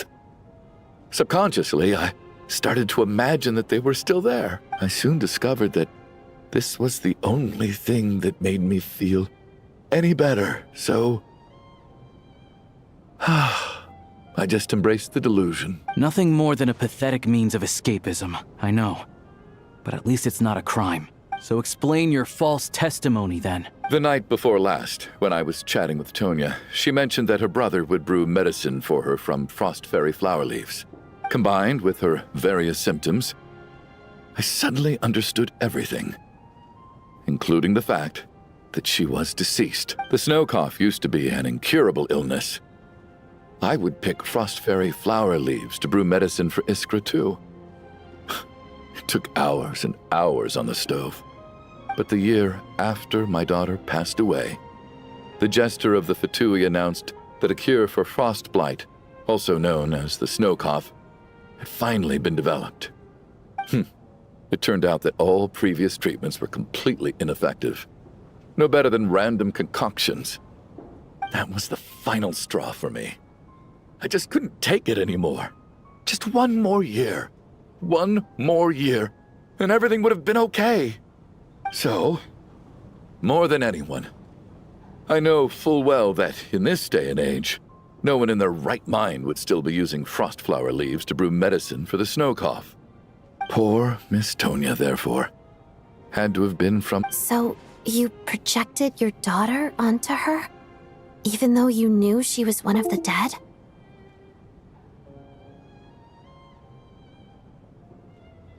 That doesn't make any sense. You knew she was already dead. What did you hope to achieve by protecting her? I just don't believe in your crackpot theories, nor do I approve of your actions. How can you just declare a living person dead and throw them out into that snowstorm? Nitia's gone. My good buddy Shram's gone. And now it's Tonya's turn, isn't it? The others I can make my peace with, but little Miss Tonya, here she is, standing right in front of us, alive and breathing, and fighting her own battles. Yet you're quite happy to say she's dead?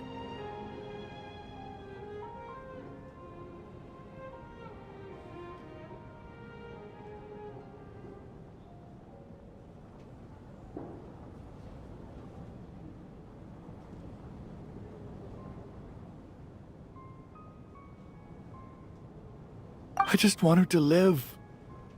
Once this snowstorm is over, the very moment it stops, I'm going to march out that door and find someone who can fetch the very best medicine for her snow cough. I'll be damned if I'm gonna let you cast her out into the snowstorm before I have the chance to cure her. Not again. Not this time. Not when the cure is right within our grasp. I'd never be able to forgive myself. Mr. Chuganov, stop. I can't let you do this. Tonya. By the sounds of it, you've known I was dead since the night before last, right? I really liked Mr. Valeri, Mr. Mitya, and Miss Vodyanitsa. And now they're all dead because of me. I'm not happy about that. The reality is, you've been trying to fight your own demons through me. But all you've really done is trap me inside your delusion along with you. No! Listen to me. I want to save you. I do! Well, at this point, I'm quite sure that I'm dead. I don't need to be saved. The time I got to spend with all of you is more than enough for me.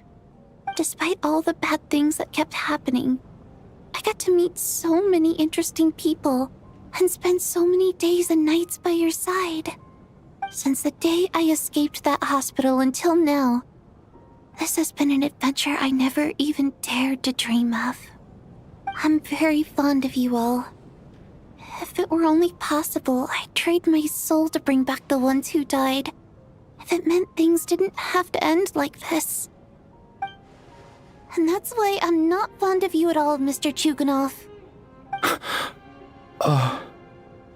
I'm sorry. It's them that you owe an apology to, sir. Not me. Well then, I suppose this is it. It's time for my adventure to end. I've caused enough trouble. You're leaving already? It's still early. Don't you want to stay a little longer? No thank you. Oh, and by the way, my name is Patashka. It was nice meeting you all. Feels strange that we're only being properly introduced now that it's time to say goodbye. Tashka.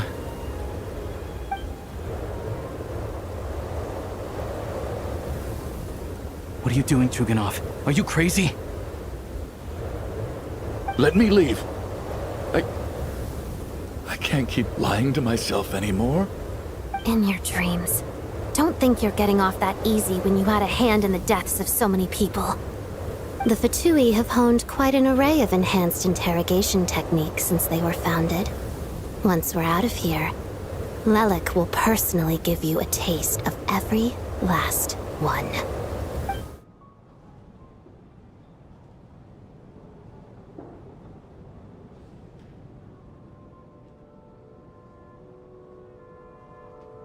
I think we should leave.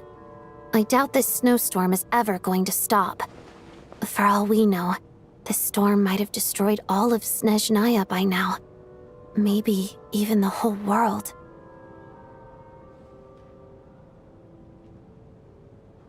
Wait, we finally solved the mystery of the haunted theater today.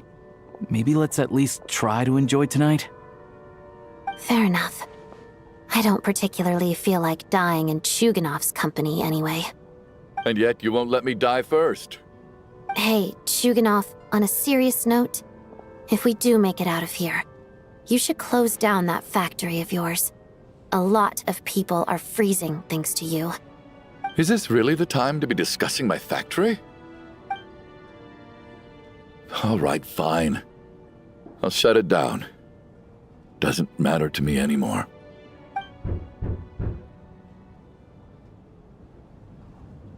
Am I hearing things? Or was that a knock at the door?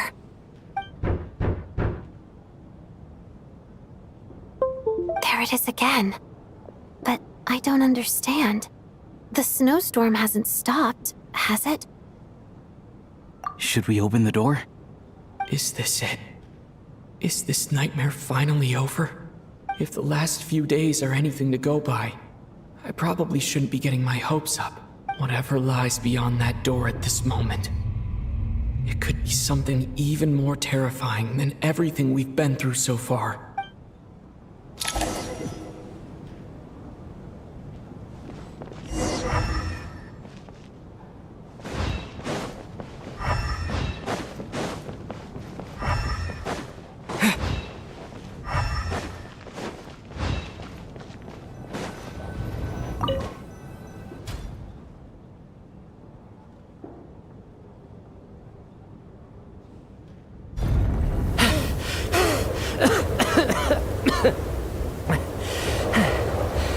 Hey everyone, I'm back.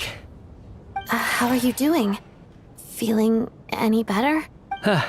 Much better, thanks. Whew, it is so good to have you guys here. I was a little worried that the theater would be empty by the time I got back. Let me see. Tonya and Vodyanitsa are missing, which means Vodyanitsa died last night. And then you discovered that Tonya was the other dead person. Am I right? Not Tonya. Pitashka. First, tell us how you made it back here.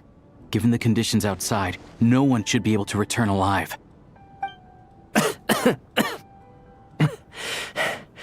You're right. The thing that got me back safely was a song. I heard someone singing. After walking into the snowstorm, my mind grew hazy. I don't know how long I walked through the storm before my mind completely slipped away. Then, suddenly, I heard the sound of singing. The voice instantly brought me back to my senses, and I regained consciousness. So I followed the voice, searching for the source of the singing. I searched and searched, until finally, just a few moments ago, there was the entrance to the theater, right in front of me. I've actually never performed this song in the theater before, because it has more of a ceremonial purpose for our people. It's not meant for the stage. It means something like, "May those we have lost watch over us, and follow this song back home in the night, so that we might be reunited once more." That must have been Vodyanitsa's Requiem. Who knew it actually worked? That song is meant to guide the souls of the dead. Mitya, that must mean that you... Huh. No kidding. Seemed like I guessed right then. This is what I've been so desperate to tell you about. When I first stepped out of the theater, I was still quite lucid. My memory of it is still pretty intact. I remember the outside world being completely different than what I'd expected. It was like this was a world where only the snowstorm existed. There wasn't a trace of any humans or buildings ever having been there. I don't know how else to describe it, except to say that it just didn't seem like the real world. And as for the Requiem, if I was guided here by Vodyanitsa's song, it can only mean that I must already be dead. And this is my soul, not my body. But I didn't experience a clear moment of death while I was out there. Nor do I feel any different now than before I walked into the snowstorm. You don't seem any different to me either. In fact, this is something I've been wondering about for a while now. If souls aren't physical, shouldn't they lack tangible form? Both Shram and Pitashka were clearly deceased, and yet their souls didn't look or feel like ghosts at all. They were visible, tangible, no different than you or me. This raises a truly terrible thought. Is that really what Mitya is suggesting?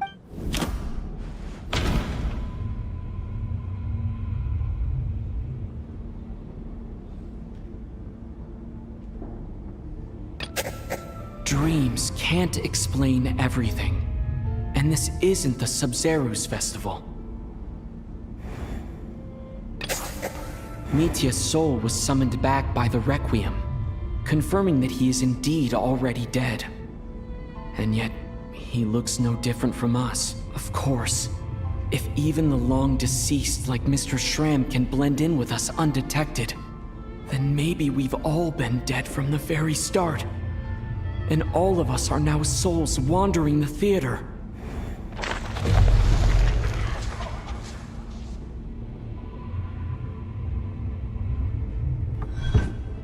Yes. I think that this is probably the afterlife. What did you say?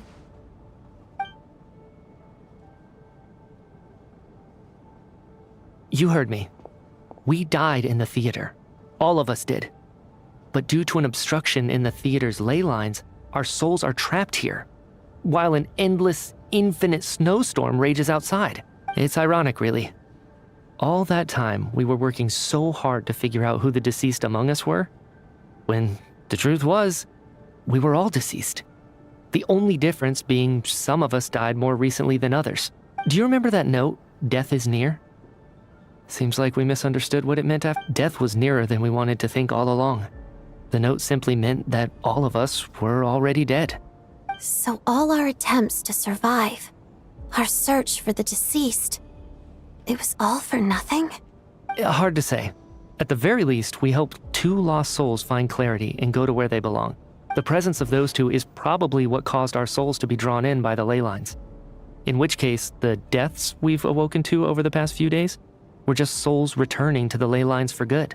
If what you're saying is true, doesn't that make us the lost souls now? Huh, no wonder.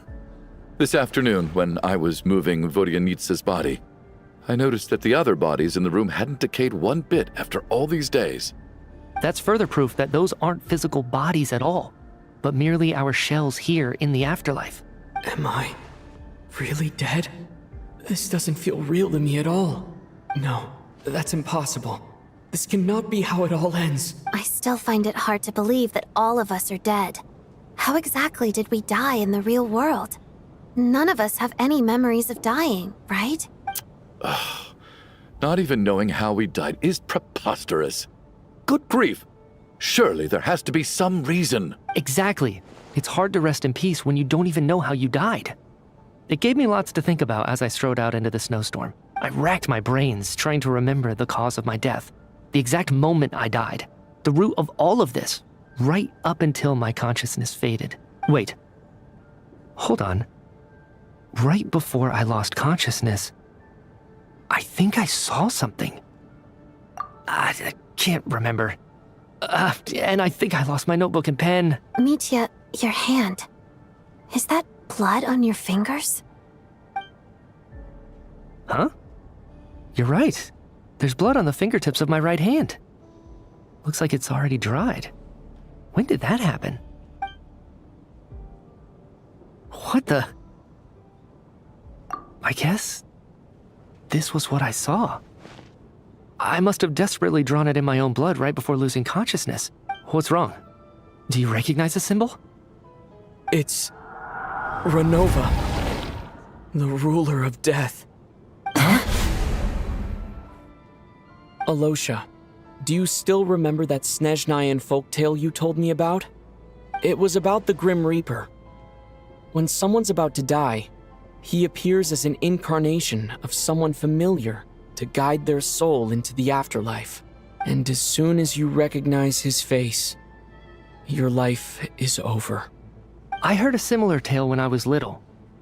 You think the Grim Reaper in this story refers to the ruler of death you mentioned? That's right.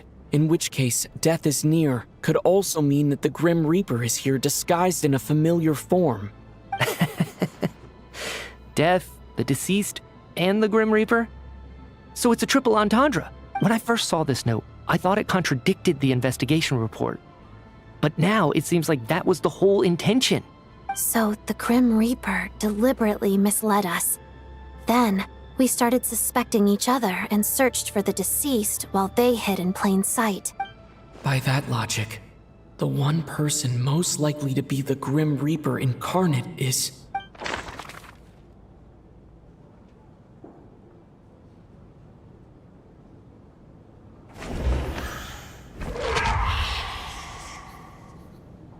No doubt about it. It's Alosha. Looking back at how everyone has acted over the past few days, Alosha is most likely the Grim Reaper lurking among us.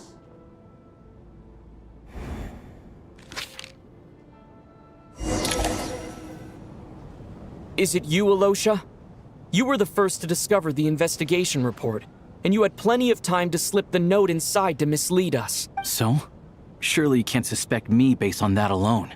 What if someone else found the investigation report first, slipped the note inside, and then put it back without telling anyone? There's no denying it. The note could easily have been slipped in much earlier than it was discovered. That's not all.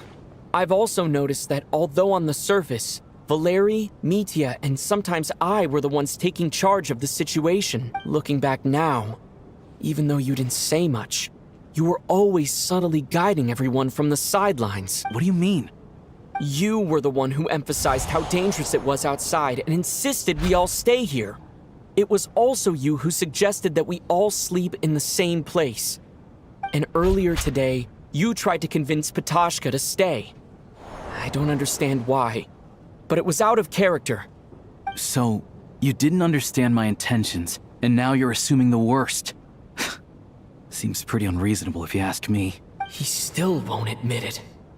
Fine. Let's see how he responds to the most damning evidence of all. The biggest question I have right now is, if the Grim Reaper is impersonating Alosha, then where's the real Alosha? When did they switch?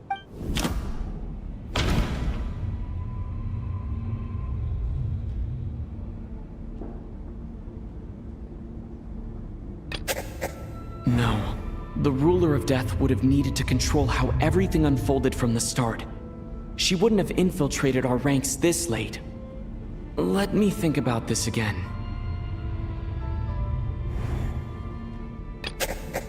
No, the Ruler of Death added a note to the investigation report at the time. This indicates that Alosha had been switched out even earlier than that. No, nothing related to Alosha happened that night. I should think about this again. That's right. This was the moment. Right at the start. Before any victims had even emerged, Alosha was switched with the Ruler of Death while everyone's guard was still down.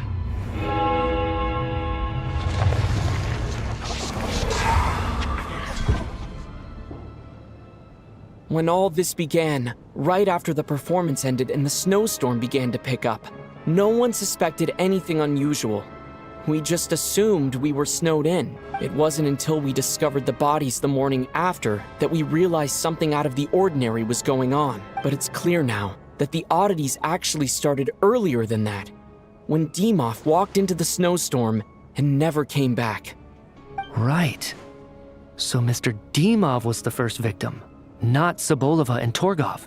And if we pinpoint that moment as the beginning of this incident, then one thing becomes clear. Alosha, you are the only person who walked into the snowstorm and came back without the help of Vodyanitsa's Requiem. More precisely, Alosha never came back at all.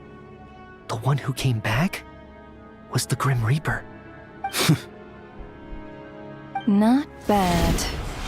Well, since you've backed me into a corner, I suppose there's no point in keeping up the act anymore. Alosha? You're the Grim Reaper? I am no such tired cliché. Mortals should address me as the Ruler of Death. Before being wiped out for good, you identified the two deceased, and even sensed my presence. A commendable achievement. Far beyond what I expected. I heard you can ferry souls. Those deaths each night. Were they your doing? Your initial conclusion was correct. Due to the existence of the two deceased, the ley lines yearned to reclaim those long-lost souls. Every night, they devoured an equal number of souls to fill the void. This required no intervention from me. Though, of course, ferrying souls is indeed my authority. Here, take a look.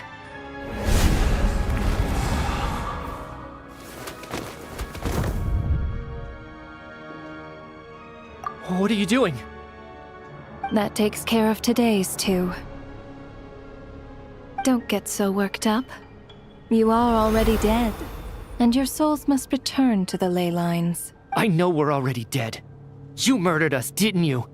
Murdered? No. Murder is when mortals usurp my authority. Death is my jurisdiction. If I require someone to die, I need not resort to such laborious methods as murder. You simply met the criteria to trigger my curse of death. I know about the curse of immortality. So there's another death-related curse too? You cursed us? When? And why would you do such a thing? So often, humans pray to me, begging to know when their death will come, and what form it will take. But few people ask why. If you must have an answer, know that death comes simply because one's time has come. So you're not gonna tell us the truth? Hold your tongue. By all rights, you shouldn't even be allowed to speak with me. Those angels from the past are to blame for the reckless renovation of the ley lines here. It's made my work on this occasion infuriatingly complicated. Work? So trapping us here, making us watch our friends die, that's just another day at work for you? You clearly have a lot of questions. Fine. As a reward for your remarkable accomplishments over the past few days, I shall answer a few of your inquiries, provided they aren't too unreasonable. After the physical body dies, the soul must return to the ley lines for that person's death to be considered complete. My work encompasses the entire process of death, including, naturally, the guiding of souls into the ley lines, with which you are now so familiar. You must also be rather familiar with Natlan's Night Kingdom, I presume? It was I who supported the creation of the Night Kingdom. It provided a convenient means of guiding the souls of Natlan. Here, too, the ley lines connected to the theater underwent some modifications. The angels hoped to make them capable of accommodating the souls of some special creations. But this actually hindered their ability to accept ordinary souls to some degree. This effect manifested itself after you died from the curse in the theater, leaving you stranded in the afterlife, unable to achieve a complete death. But if souls who die from the curse of death fail to return to the ley lines within a short window of time, they will miss their chance for good. Then, they will remain forever suspended between life and death, no longer subject to the authorities of either. So if you don't resolve this matter soon, and see all our souls return to the ley lines before long, we'll escape your control. Mitya is sharp. This must be what Renova was worried might happen, and the reason she got involved to begin with. But if you have the authority to guide souls, why didn't you just show yourself and get it over with? Why hide among us in the form of Alosha? You seek to understand the mind of a god. Very well. I'll tell you. This is a theater, and I decided I wanted to watch a show about death. That's why I encouraged you to take the events to the stage. I found myself getting quite immersed. I suppose the entertainment you provided makes up for all the trouble you've caused me by being so defiant in the face of death. There. Are you happy with my answer? Can't say I am. Really? But it fits the stereotypes you humans have about gods. Just moments ago, you were complaining about how infuriatingly complicated your work here has been. Work is work, I get it. There are times when it's a huge pain, but you just have to get it done, right? That's a rather unique perspective for a human. You are in fact correct. There is a pain point in this case. Due to the obstruction in the theater's ley lines, there is a hard limit on the number of souls they can receive each day, making it impossible for me to ferry all your souls at once. Revealing my identity too soon would inevitably have led to futile resistance. and there was a risk that any souls who chose to run would disappear. Then there was the issue of the 2 lost souls you called the deceased. The way you resolved that quandary was all part of my design. That's what I don't understand. If all of us were souls of the dead, what made their presence among us special? For centuries, they have refused to return to the ley lines, exploiting the issues created by the angel civilization to resist being drawn in. Centuries of obsession accumulated during this process. You may think of this obsession as the resentment of the dead, and in this quantity, it was a bomb that could have detonated at any moment. It reached the point where I could not afford to leave it unchecked. But the only way to fix it was to help them acknowledge their own deaths, make peace with their regrets, and willingly walk into the snowstorm. Only then, with my guidance, could they finally return to the ley lines. Otherwise, you would not like to know what the consequences would have been. I vaguely remember seeing Batashka, but in the most terrifying form. Was that in a dream? Is that what would have become of her if she hadn't returned to the ley lines? I see your dreams brought you many revelations. So you see, death in fact grants wisdom to mortals. Souls connect to all things in the world and see the chain of cause and effect between them. It's nothing unusual. Anyway, giving psychological counseling to lost souls is not my strong suit. That is more of an angel's role. It was something I could not resolve directly using my authority, so I decided it was easier to leave the bomb defusal to you. Meanwhile, of course, their presence caused the souls of other members of your party to return to the ley lines each night. From where I stand, that was killing 2 birds with 1 stone. As both issues slowly resolved one another without me having to lift a finger, all I had to do was stay close by and keep the situation under control. Then use my authority to wrap things up at the end. And, of course, while I was at it, I thoroughly enjoyed watching this drama, dealing with death from a mortal perspective, play out on the stage. Sounds like you had it all figured out, Grim Reaper. I just did the math. You said there's a hard limit to the number of souls the ley lines here can receive each day. It's 2, isn't it? That much is obvious, even to a fool. It's time to review this whole affair. If the ley lines can only take in 2 people per day, I need to go over the deaths from these past few days again.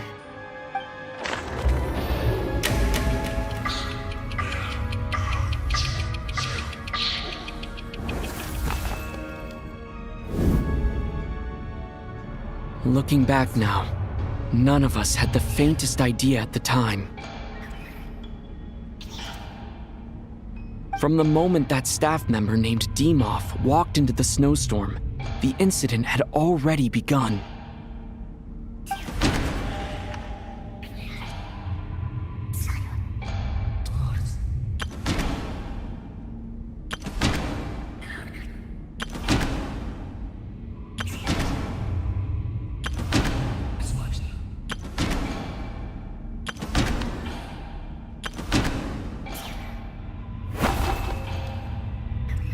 No. Let me...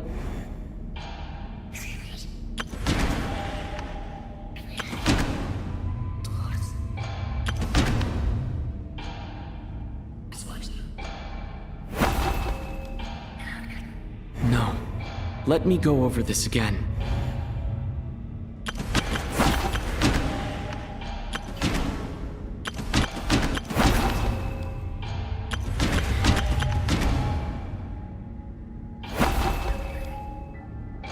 No.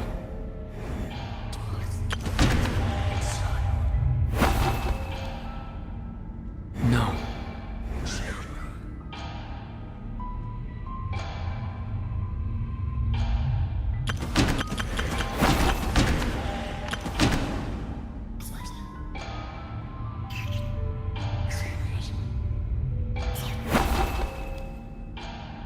No. Let...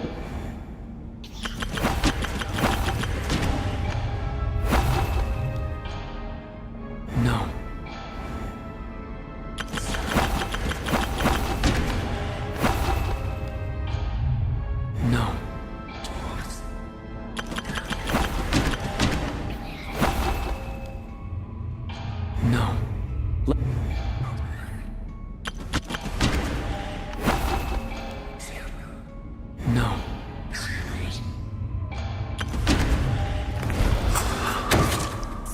Alosha was the second to walk into the snowstorm after Demoff to investigate. During this process, the ruler of death assumed his identity, making him one of the victims.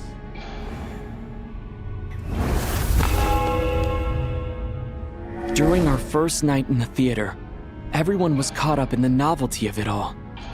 No one could have expected there would be victims the very next morning. Despite all the confusion, and with the help of hindsight, we finally began to realize that something was amiss with the snowstorm.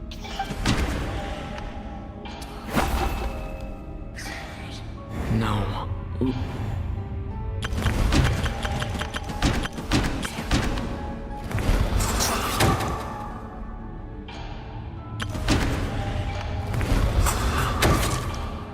The ley lines devoured Torgov and Sobolova on the first night.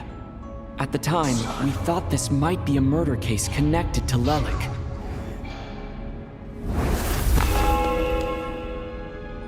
Odette and I spoke a lot that night.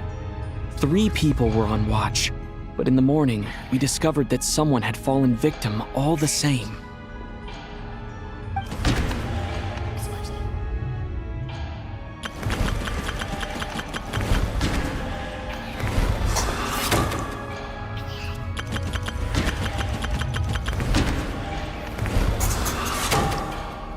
The deaths of Kulish and Rampana caused everyone to stop suspecting Lelik.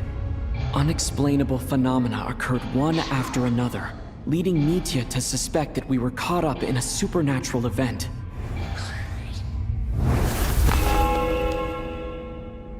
Later, we discovered that there seemed to be an extra person among us, and subsequently discovered the existence of the deceased.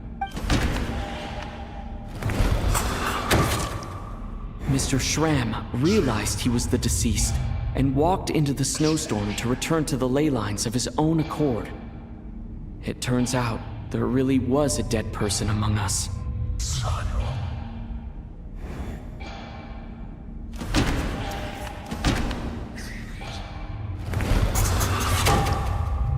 We thought it was all over, but Mr. Valeri's death was a rude awakening for everyone. The ley lines consumed him during the night regardless. A lot happened today. Mr. Valeri's death led us to discover the connection between the number of deceased and the number of victims during the night.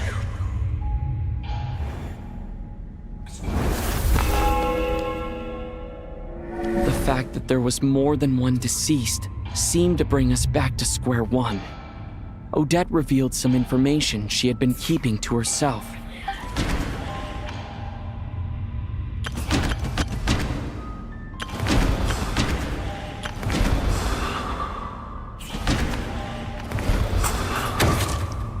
Vodyanitsa was swallowed by the ley lines in her sleep, but the requiem she sang before falling asleep was quite a game changer.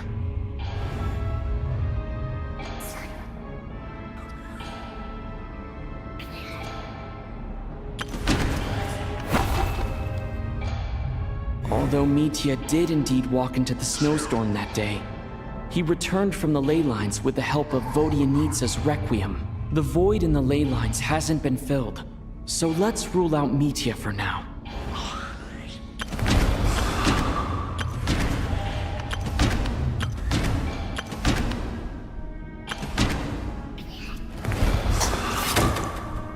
As it happened, Patashka filled the void left by Mitya's return from the ley lines by walking into the snowstorm this morning. The girl I thought was child sister Tonya turned out to be another of the theater's deceased.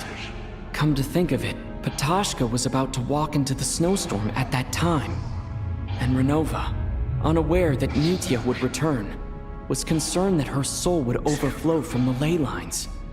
That's why she used Alosha's voice to try and persuade her to stay behind. Looking back, I suppose that was an early slip-up on her part.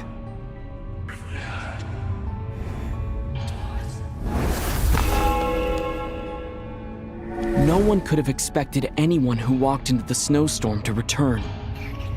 But just after nightfall, Mitya returned, bringing crucial information with him.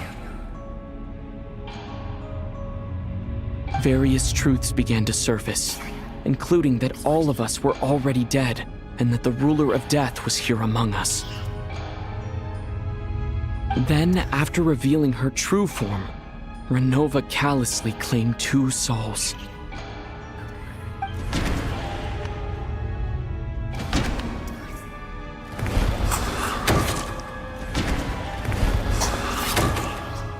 In fact, everyone was already dead by the time we took the photo. And in the days since, we've experienced many more partings in the afterlife. Now, only Mitya and I remain.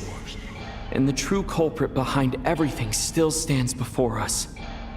In Mitya's eyes, I see the same anger and frustration that I feel.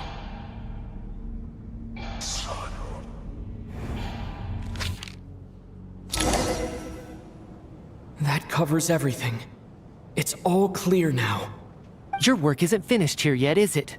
The Traveler and I are still standing here, safe and sound. The Water Imp's song threw things off a little, but it is of no consequence. The ley lines have already anchored your soul, and the first ray of light tomorrow morning will take you back. I, meanwhile, need to review my attitude towards the Water Imp race. So the reunion in the night that Vodyanitsa mentioned, I suppose that was never meant to be a permanent reunion. That just leaves you, Traveler. My power only allows me to temporarily separate your soul from your body. The ley lines of Tevat would not accept you, and your soul is firmly anchored to your body by your will, for a descender like you, who is not bound by Tevat's rules. Your death can only be brought through the most violent of means, such as directly destroying either your body or soul. I have no interest in involving myself with Descenders. For now. Although, this may change if Asmodee remains missing, or you insist on interfering with our affairs. One last question then. All our struggles and sacrifices here, they were meaningless from the very beginning, weren't they? Death abides no reason. Besides, what you call sacrifice is merely a concept created by humanity. To me, it is nothing more than a self-indulgent charade in the face of death. Mere mortals fantasizing that their actions could reclaim something from my grasp. A truly laughable idea.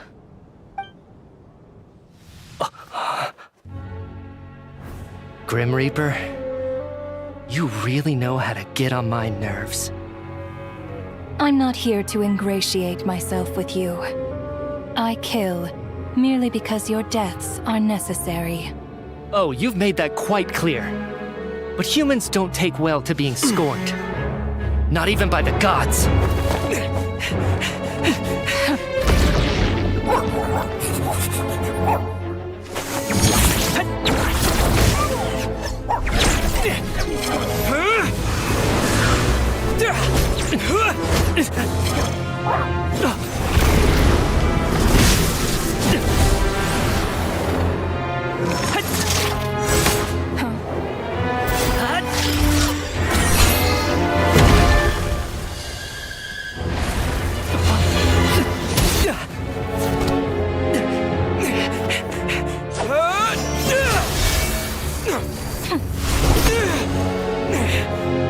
This is futile. You must know that you are powerless against me in my own domain. I suggest that you save your strength. For what? Maybe we can't change it. But if nothing else, we can at least teach you to have some respect for the dead. Audacious.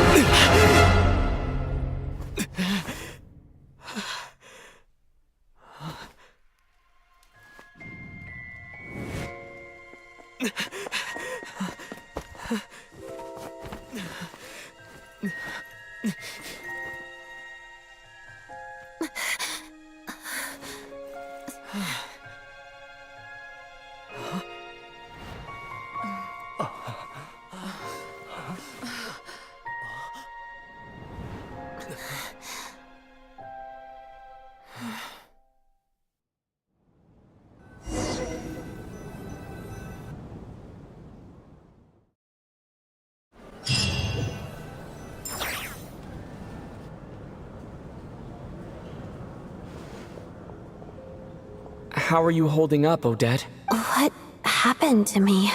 How much do you remember? What do you mean? Is the performance over? I can't seem to recall what happened. Has Odette already forgotten? Mitya? I'm sorry. I guess I spaced out there for a second. Remind me who you are? Don't you remember anything? Yeah, I remember now, comrade. Looks like we guessed right. Just like me when Odette found me at the Armory Palace.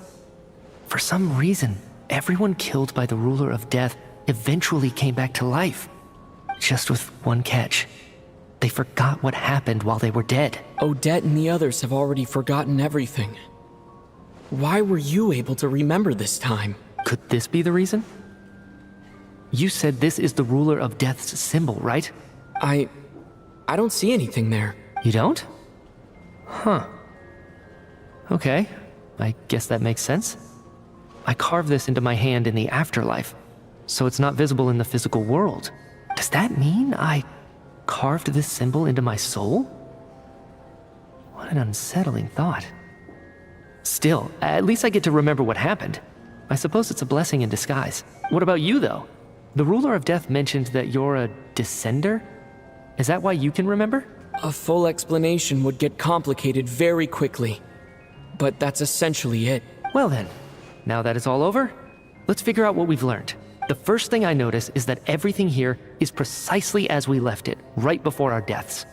This confirms that time passes differently in the afterlife than in the real world. They say that right before death, time slows down, and your whole life flashes before your eyes. That must be how you know you have one foot in the afterlife by that point. Anyway, clearly the few days we spend in the afterlife probably only amounted to a few short minutes in the real world. This also aligns with previous reports of widespread temporary memory loss among the Armory Palace personnel. Now it seems likely that those were all brief deaths caused by the Grim Reaper's so-called curse of death. To those unaware of the truth, dying and coming back to life must feel similar to a short bout of catatonia. This leaves me with a couple big questions. What are the conditions that trigger this so-called curse of death? And why are we resurrected after we die? If nothing else, I think it shows that killing us wasn't her ultimate goal. We still don't know her true reasons for subjecting us to death. Right. This time only got complicated because of the situation with the theater's ley lines. That's why she had to approach it differently. If the previous incidents of amnesia among the researchers are anything to go by, killing us is usually a pretty routine matter. Come to think of it, wasn't I about to note something down before I died? I can't remember what it was, but I think it was something related to my research project. Sorry, Traveler. I'll catch up with you again later. Right now, I have to make a trip back to the Armory Palace. Sir, if I may, no one of your description has ever shown up in my investigations into Mr. Mitia's friends. Yet, you two seem very familiar with each other. Could you perhaps tell me where he was in such a rush to get to? And, by the way, have we ever crossed paths? Forgive the presumptuousness, but I feel a vague and indescribable sense of familiarity about you.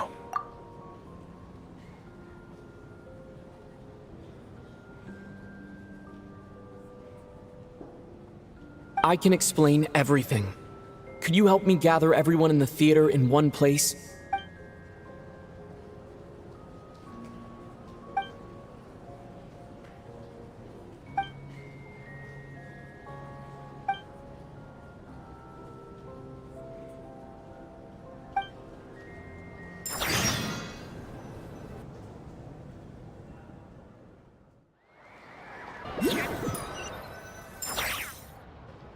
So, Chuganov really is going to shut down the factory.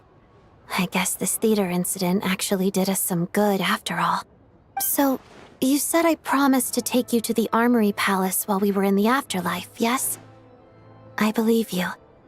I think I even have a vague memory of it.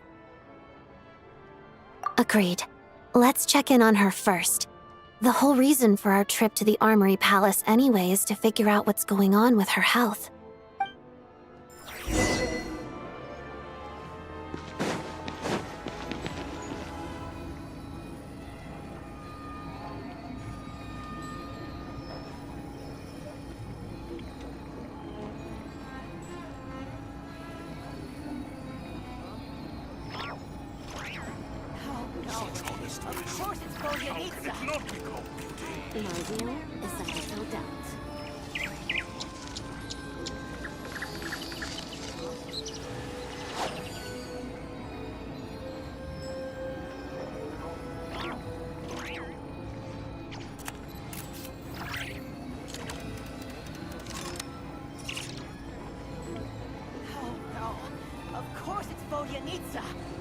My view is that it's all doubt.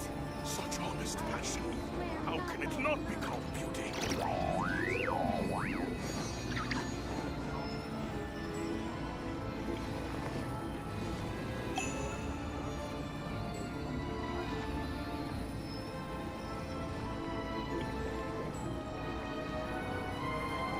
My view is that it's all doubt.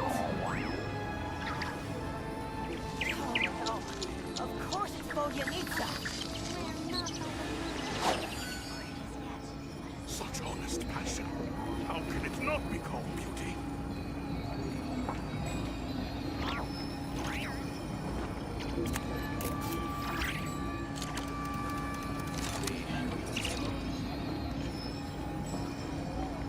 Personally, I think the idea of things staying the same forever is quite beautiful. But alas, that is simply not the way the world works.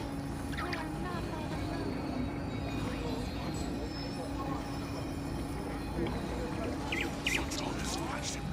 How can it not be called beauty?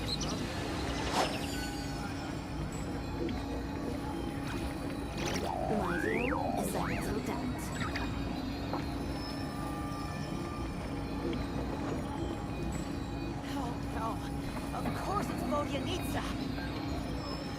Most humans could have the entirety of their fleeting lives chronicled in but a few short lines. Their stories really make for terribly dull reading.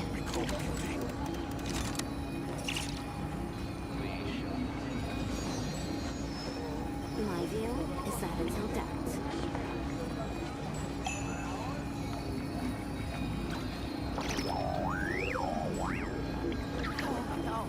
Of course it's Volyanitsa!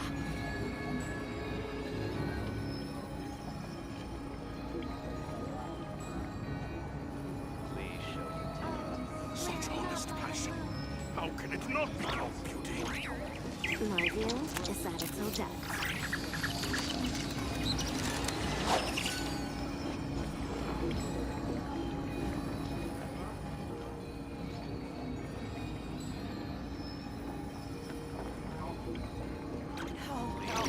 Of course it's Volyanitsa!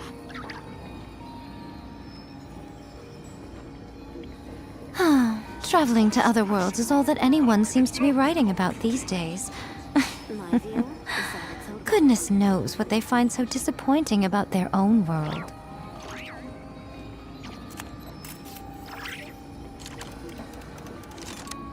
Oh no.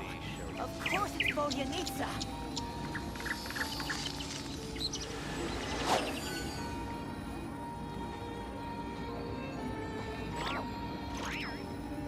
Such honest passion.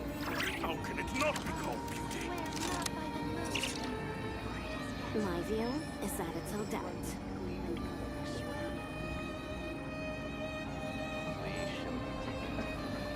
Oh no. Of course it's Vodyanitsa.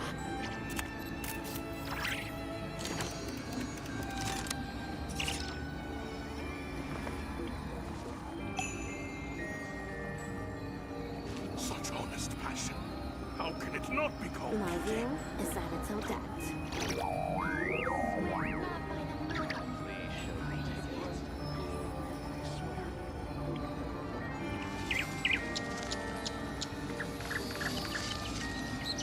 Oh no. Of course it's Vodyanitsa.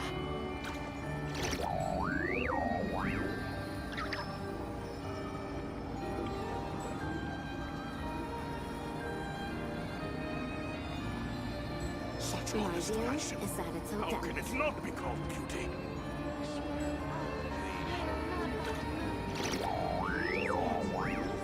Oh no. Of course it's Vodyanitsa.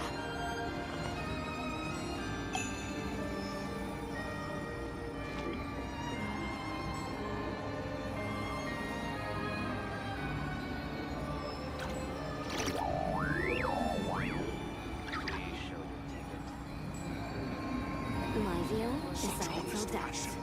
How can it not be called beauty? Oh no. Of course it's Vodyanitsa.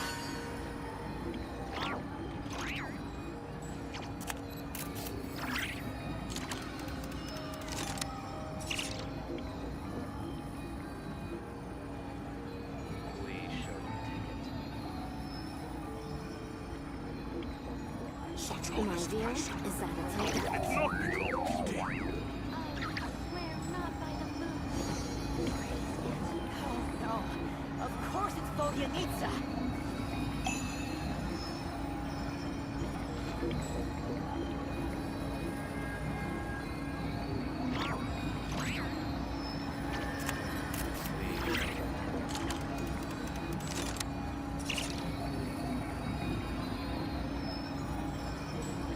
My view is that it's Such Odette. honest passion. How can it not be called beauty?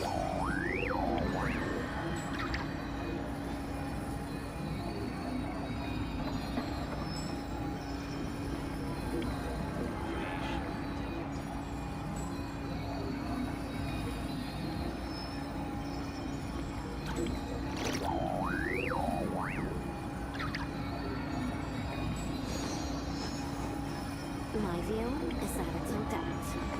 Oh no. Of course it's Vodyanitsa. Honest passion. How can it not be called beauty?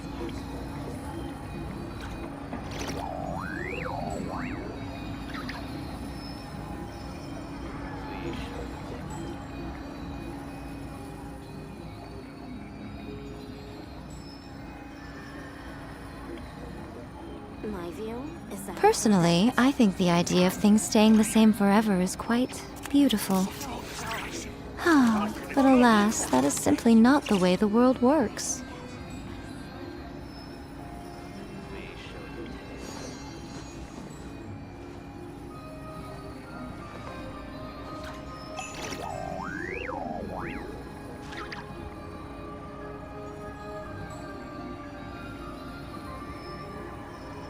My view is that it's Odette. Oh no. Of course it's Vodyanitsa. Traveling to other worlds is all that anyone seems to be writing about these days. Goodness knows what they find so disappointing about their own world.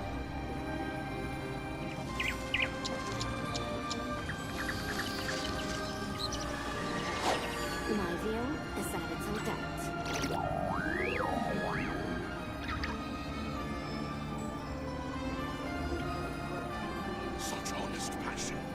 How can it not be called beauty? No, of course it's Vodyanitsa.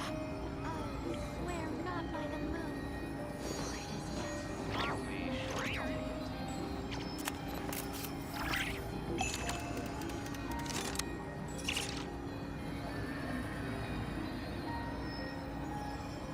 My view is that it's Odette.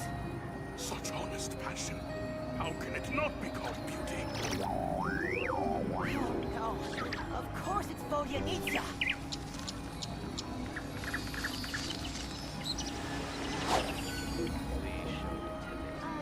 Swear not by the moon. For it is yet. My view is that it's Odette.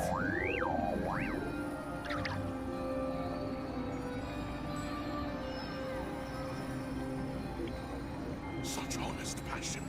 How can it not be called beauty?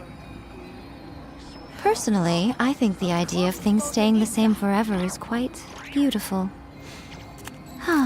But alas, that is simply not the way the world works.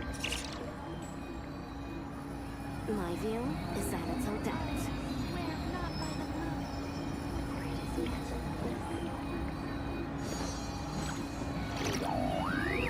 Such honest passion. How can it not be called beauty? No, of course it's Vodyanitsa.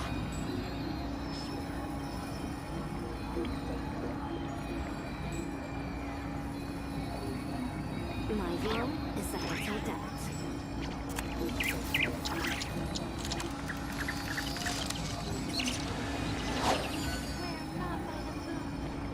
Such honest passion. How can it not be called beauty? Of course it's Vodyanitsa.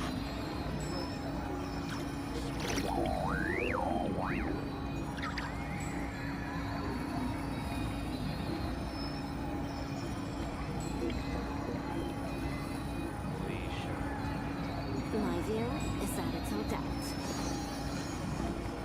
Such honest passion. How can it not be called beauty? Of course it's Vodyanitsa. Swear not by the moon. For it is yet but a slither.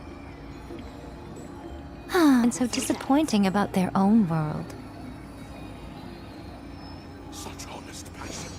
How can it not be called beauty? No, of course it's Vodyanitsa.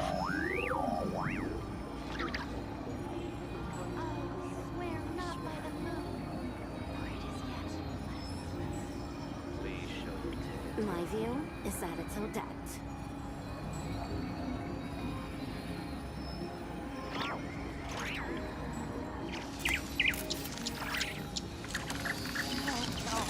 Of course it's Vodyanitsa. How can it not be called beauty? Swear not by the moon. For it is yet. My view is that it's Odette.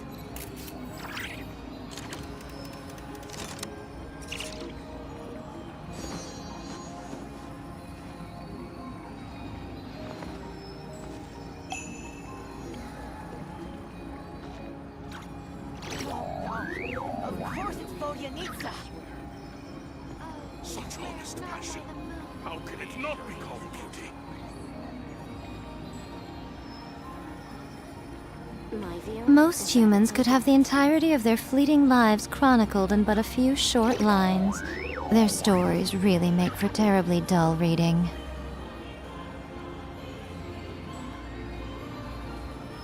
No, of course it's Vodyanitsa. Such honest passion. How can it not be called beauty? My view is that it's Odette.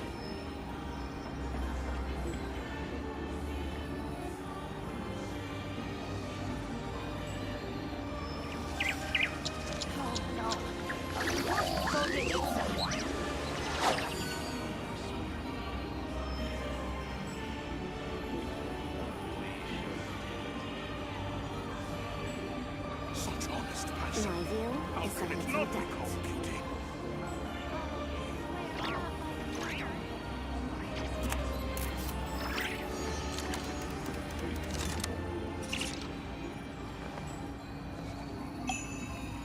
no. Of course it's Volyanitsa.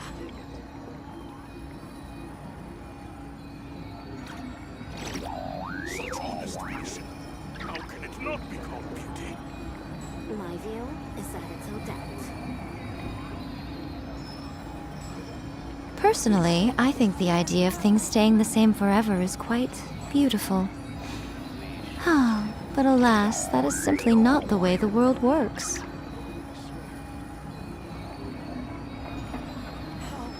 Such honest passion. How can it not be My called view beauty? is that it's Odette.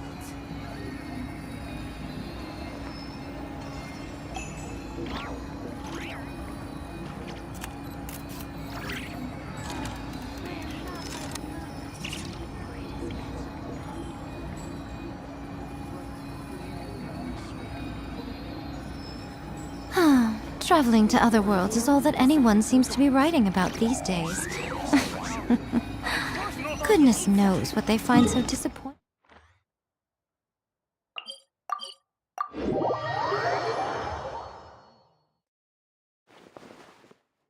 Right here.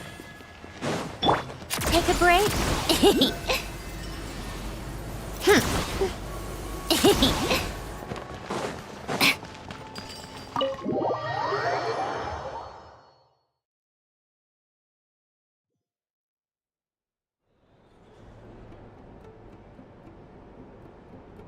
I'm finally back, even though a long time has passed from my perspective. As far as Paimon's concerned, I probably just went out to watch a very short show. I should keep my emotions in check when I see Paimon again, or it'll seem weird. Wait. The atmosphere here feels off. Shh. Stay quiet. Let's go inside and take a look. Have we still not been able to notify Child yet? We need new orders. What if that person comes back again? I'm so sorry.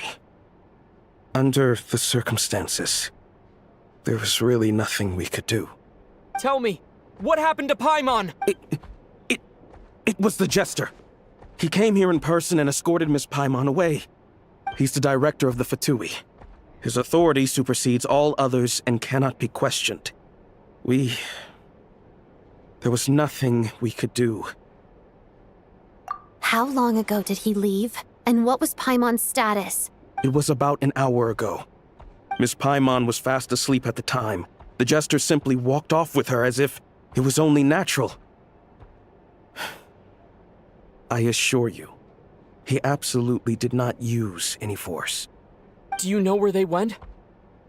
The Armory Palace, most likely.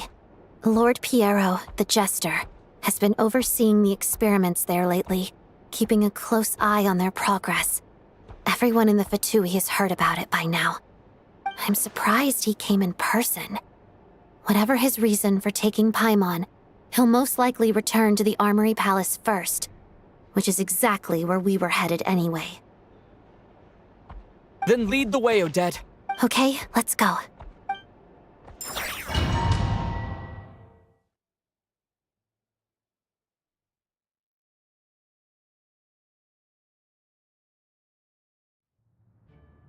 It's just up ahead. Quick, let's get inside. No, I'll go alone. You know I'm planning to force my way in. You're with the Fatui, so you should stay outside. I was hardly planning on taking you through the official channels anyway. I'm here to force my way in, just like you. I may be a Fatus, but I'm also Lelik, enemy of Project Stuja. Paimon's safety is paramount right now. With me around, you'll have an extra pair of hands. There might be devices inside that are easier for an insider to deal with. If you say so. Let's go. There's no time to hesitate.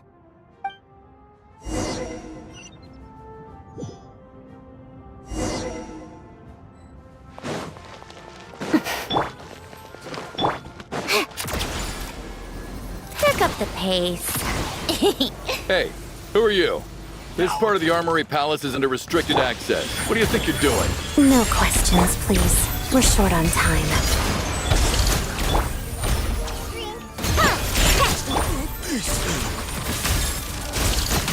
mission over.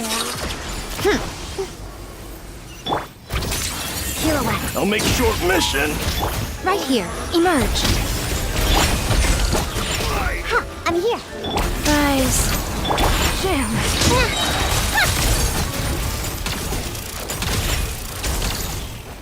How tiresome. Pick up the pace.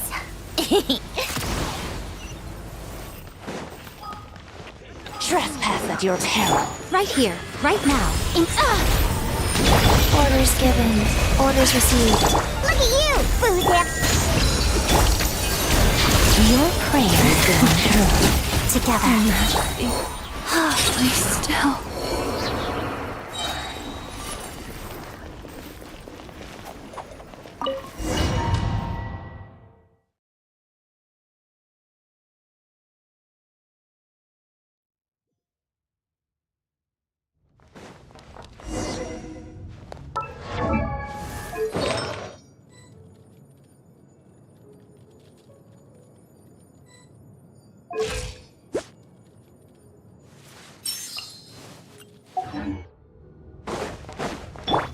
Now it's your turn.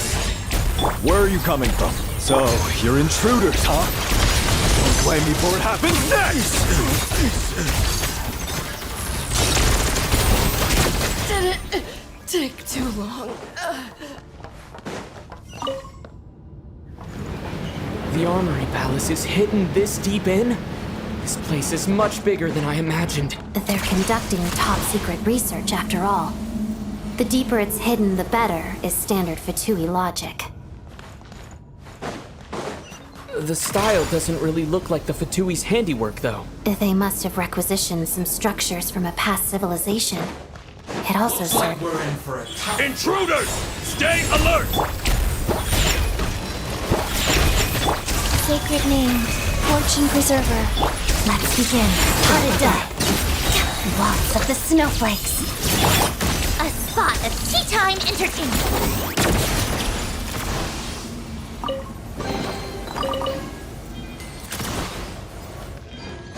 Come on, keep up. Intruders? Don't come any...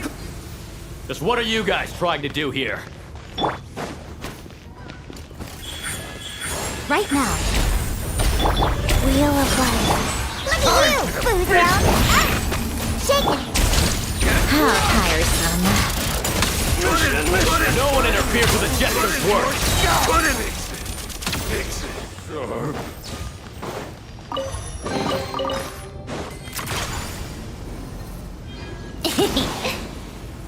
Pick up the pace.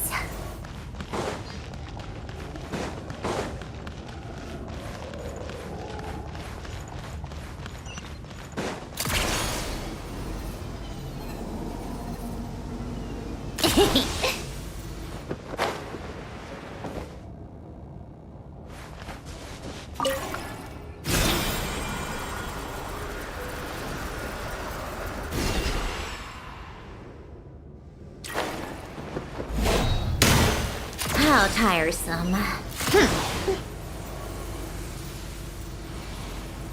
Looks like no one's guarding this place. There's something off about that decoration over there. Look out! Let's deal with these before we move on.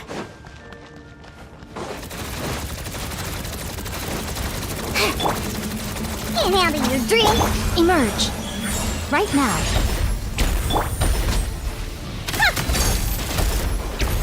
Take a break. Pick up the pace. Come on, keep up. How tiresome.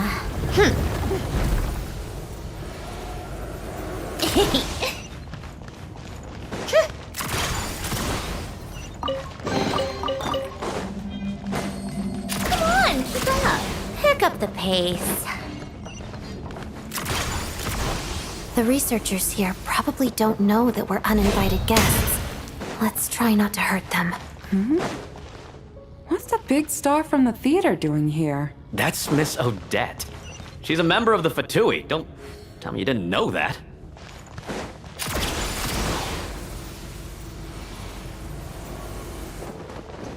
Yeah. Was the whole reason for Project Stuja to support the research here at the Armory Palace? Just what are the Fatui and the Tsaritsa planning?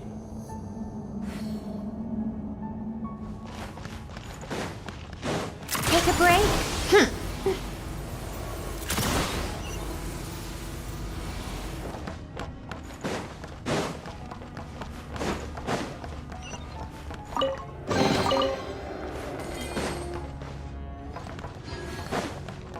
Come on, keep up.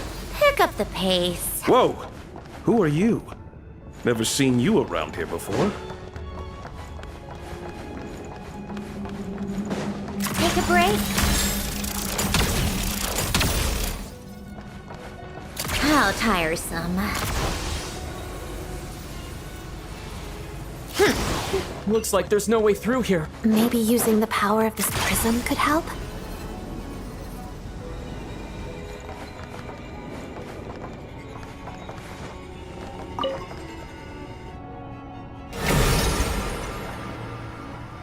I think I see some images. It's the prism's power at play, causing images of the past to reappear, albeit only as illusion. Paimon. And the Jester. Is this another scene from the past? Yes. It looks quite old, though. I don't think it happened in the recent past.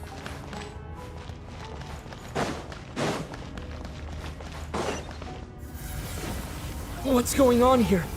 What happened? The source seems to be the Armory Palace. They must have started some large-scale experiment. Wait, what if this has something to do with Paimon? We need to hurry!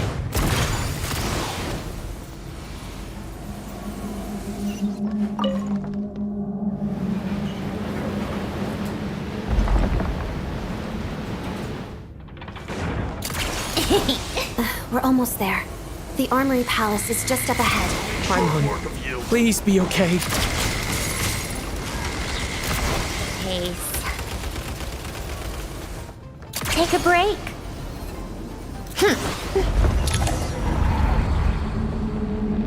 What's going on? Wait, I remember this feeling. It's the curse of death. No, not now. Why is the curse of death striking again already? Odette.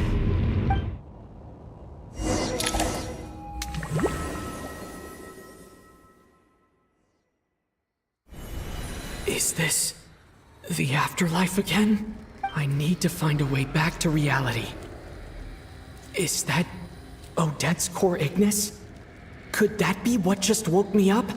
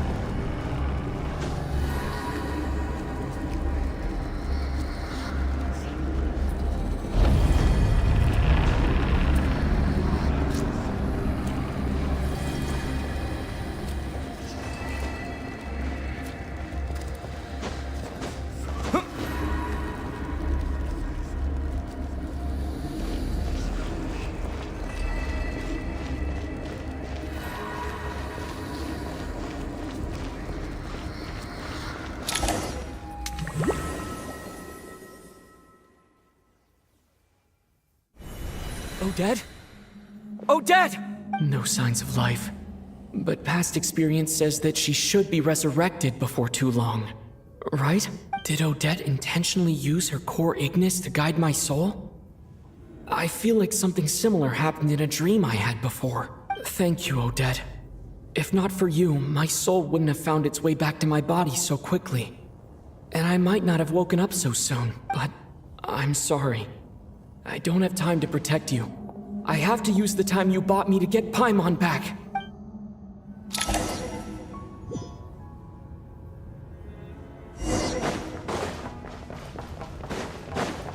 Sure enough, everyone here has been affected by the curse of death. Paimon! Paimon! No, wait. Paimon probably didn't escape Renova's curse either. She won't be able to respond to me right now. I'll have to find her myself.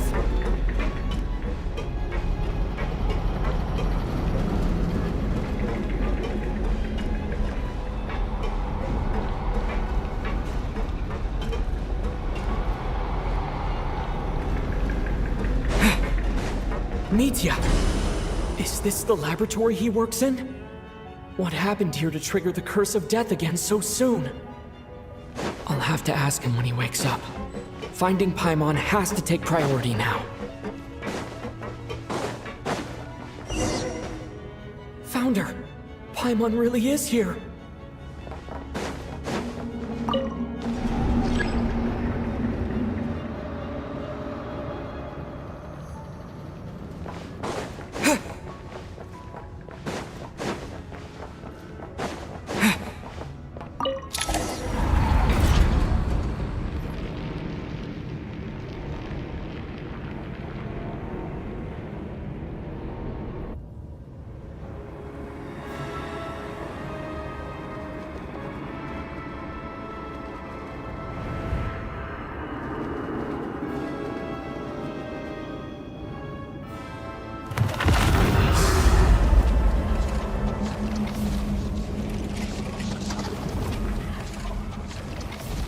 You don't learn, do you?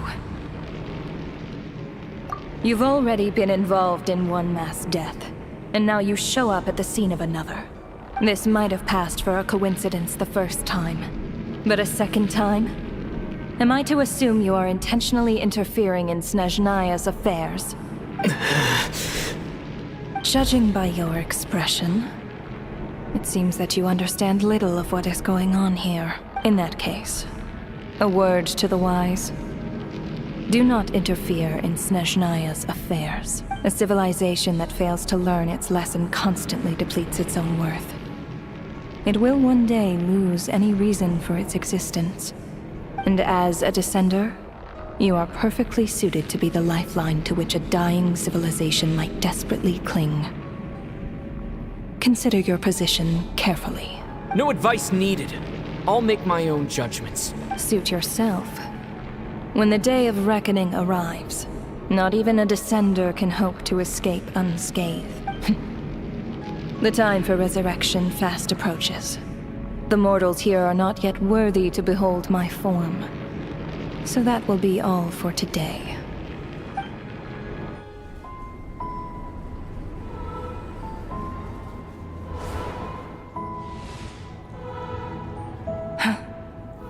That thing is coming with me.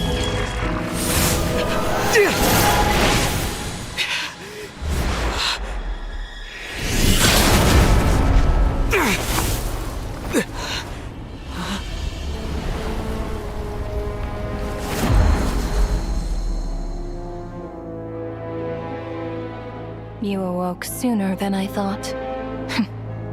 The curse of immortality is stubborn, unable to enter the ley lines, yet not content to remain a spirit. Ruler of death, what do you want? You perplex me. Both you and you. That thing may be a creation of Celestia, but it possesses none of Celestia's power, let alone authority. Your obsession with it baffles me. No matter, the resurrection will soon begin.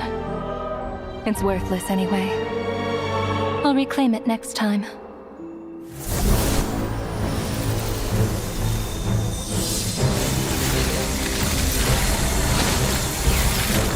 Hey, who says there'll be a next time?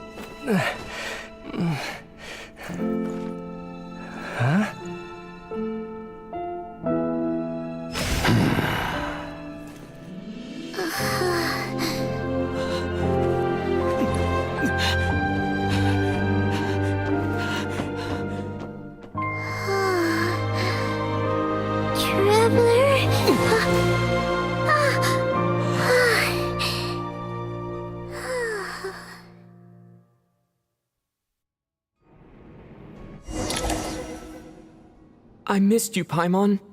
What are you talking about? We haven't even been apart for that long, have we? It was different this time. You seem to be in pretty good shape. Yeah, Paimon's back in tip-top condition. It's the weirdest thing. Paimon fell asleep earlier, and when she woke up, she found herself here. The Jester and that guy talking to him used some kind of energy on Paimon, and she could kind of feel it canceling out that other thing that was making her feel unwell. So, Mitya helped too? Apologies for leaving in such a hurry at the theater earlier. I was in a rush to verify some theories. Rest assured that your companion is perfectly safe. We reversed the effects that the experimental energy had on her. The Jester specifically instructed me to do so. I suppose this is our first official meeting, Traveler. I could not let Paimon suffer in her condition for a moment longer, and so I simply took her without explanation. I hope you do not mind.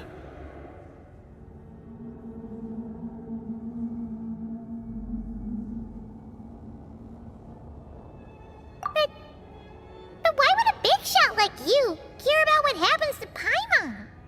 As I said when you first arrived in Snezhnaya, we once spent some time together. In the distant past. Oh yeah, you did mention that.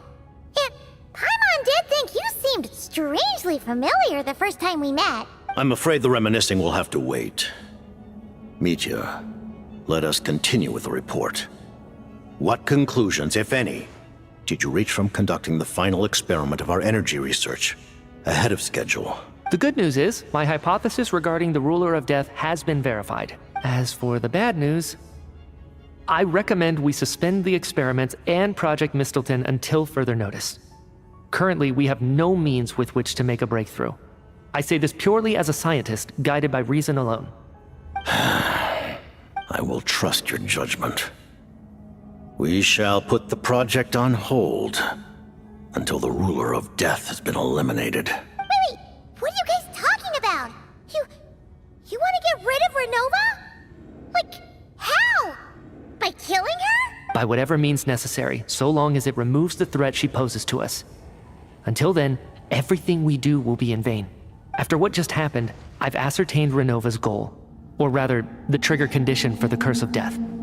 Okay, let's hear it. What she's doing is blocking Snezhnaya's technological progress, preventing us from possessing any means with which to threaten the heavenly principles. Just like the little lapdog she is. So, any ideas, research, or experiments that lead to technological progress can trigger the curse. Just now, for instance, I was set to launch a final phase energy experiment ahead of schedule. If the experiment was successful, We could have achieved a crucial breakthrough. As expected, though, the moment the experiment began, all the researchers, technicians, and witnesses died from the curse. All that effort, not to mention the energy and materials we relied on Project Stuja to gather for us, went to waste. In the end, nothing was gained. Does that mean something similar happened when we were at the theater? That's right. During the performance, I thought of an important breakthrough regarding the experiment, and wound up dragging everyone into this. So the nature of the curse seems to be something like, when moments of technological progress occur, all life in the vicinity is taken away. What a violent method.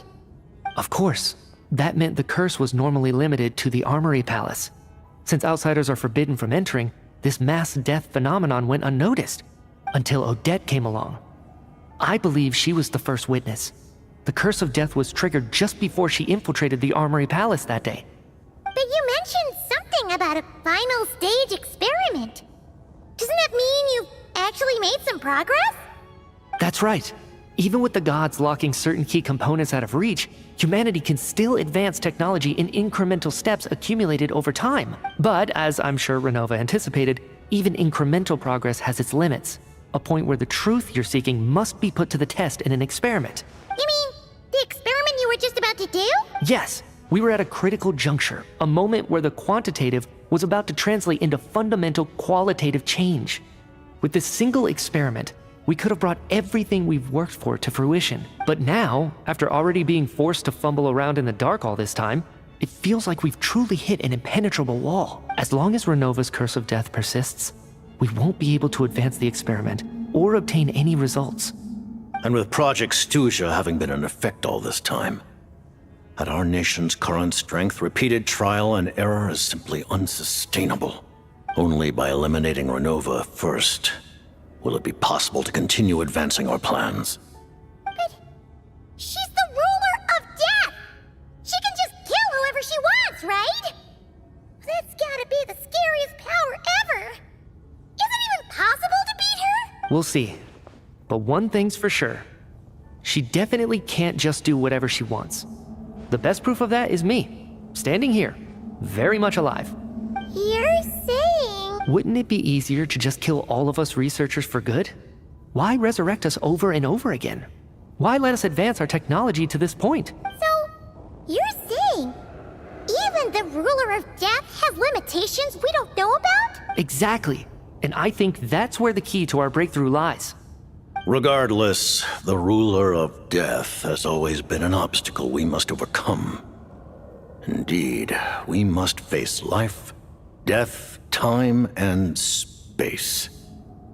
After all, our goal is the heavenly principles. The Fatui want to challenge the heavenly principles?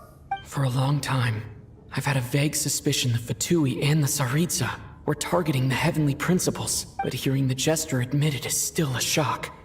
No wonder the Tsaritsa's goal has always been kept a secret from the people. What kind of road will that lead Snezhnaya down? In that case... Lord Jester, I would like to request some leave. I'd like some time to organize my thoughts and go over the data. Granted. Get some rest, put the experiment out of your mind, and take care that the curse of death doesn't affect any civilians.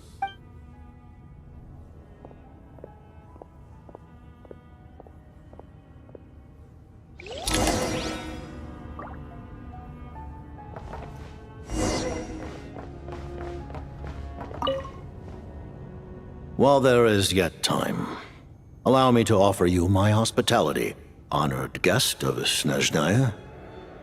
Is there anything you wish to know?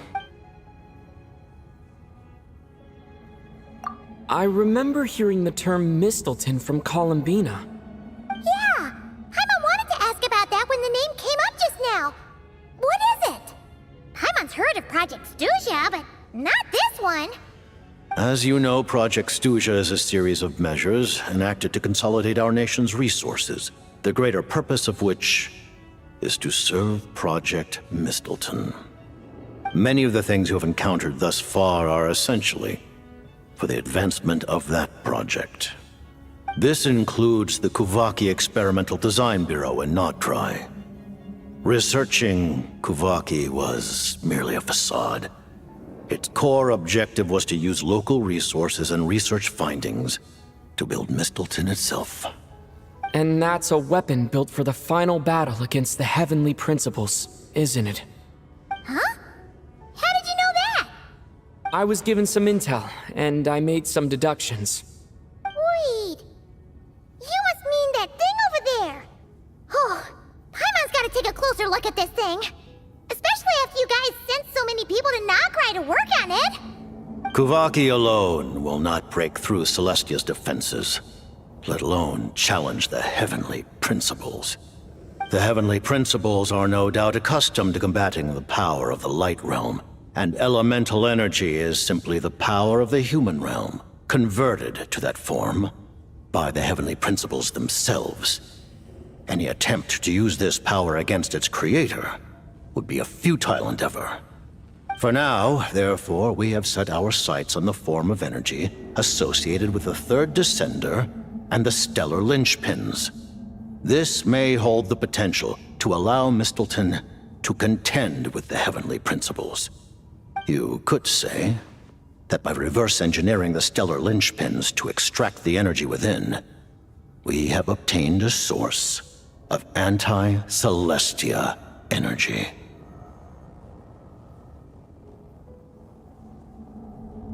The Kuvaki Experimental Design Bureau, Project Stusia, and the new energy experiments. Huh. So, Project Mistleton is what ties it all together. And it looks like your plan is almost complete. No wonder the Ruler of Death came after you.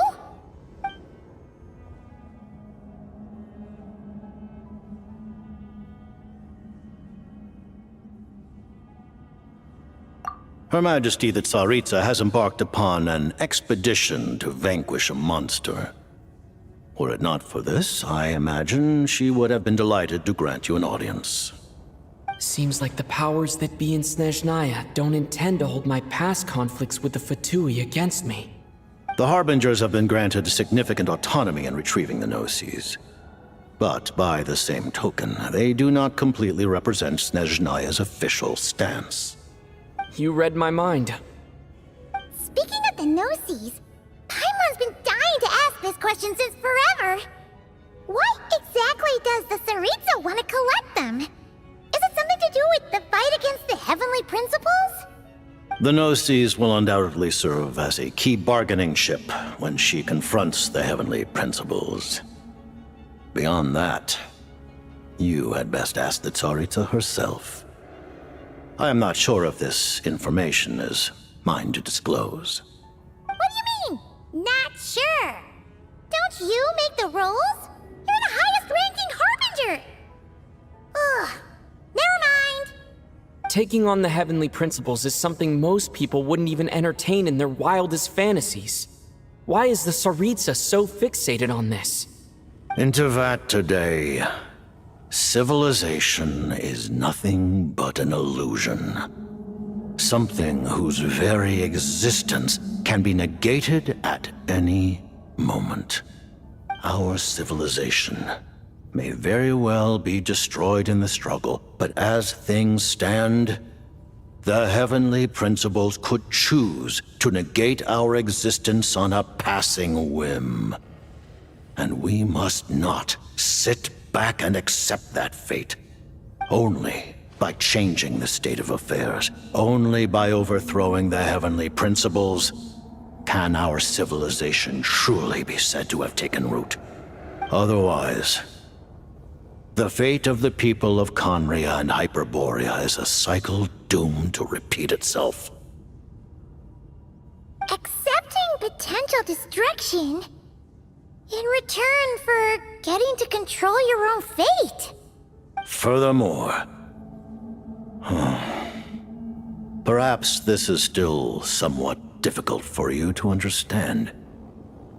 Are you aware that all the rules of this world are made up of curses? Huh? All of them? Paimon knows about the curse of death you mentioned, and the curse of immortality that you and Dainsleif have. Then the birth of the Hilly-Churls, the rules of Natlan's Ode of Resurrection.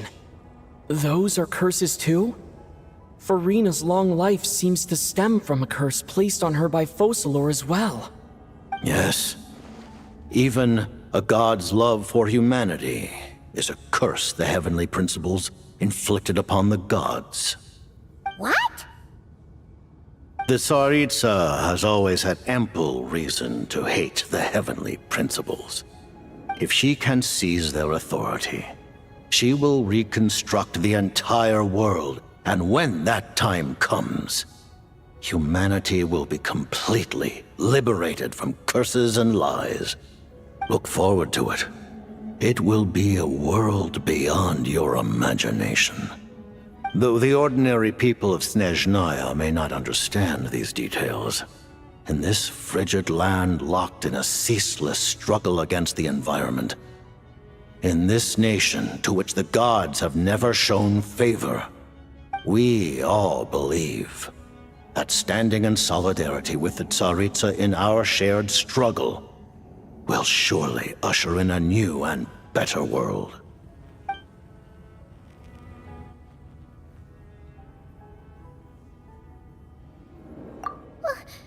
Paimon really doesn't remember. He's basically a stranger. You've got to believe Paimon.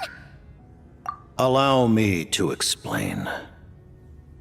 The reason Paimon reacted to the anti-Celestia energy developed by the Armory Palace is because she comes from Celestia herself. More specifically, she is one of its creations. Paimon? A creation of Celestia? Oh, right. I was blinded by anger earlier, but thinking back on it, Renova also said that Paimon is a creation of Celestia. But she lacks Celestia's power or authority. As you know, the lunar fragments in Nodcry were pulled down from the sky using Fatui technology, Mr. King. But he took no interest in this gift, nor did it satisfy him. Paimon then took up temporary residence in my... You're talking about things that happened in Conria 500 years ago. You're saying Paimon was there for that? But Paimon doesn't remember any of that. Falling from the sky? Being given away as a gift? None of it. Having lived through the cataclysm, perhaps you too were burdened with some manner of curse. Although, losing your memories would indeed be the smallest price I've ever seen paid. But it's not just her memories from Conria. Paimon doesn't even know how she spent the last 500 years. She only has memories from the past few years. No matter how hard she tries to remember. What was Paimon like back in Conria? Did she know a whole lot because she came from Celestia? Was she super smart? Unfortunately, when you arrived in Conria, your consciousness was like that of a newborn infant. None could say what kind of being you once were in Celestia. During the time you lived in Conria, your personality was no different from how it is now.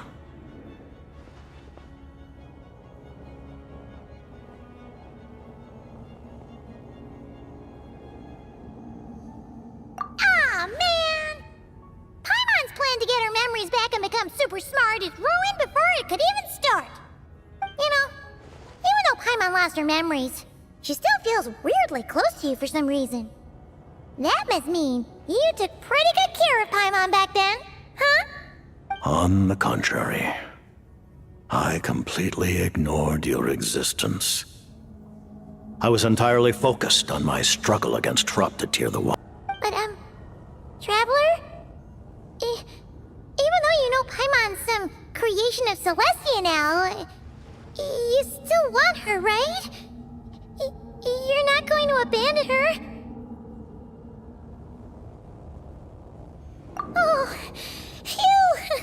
That's a relief. Paimon's just learning about this, too.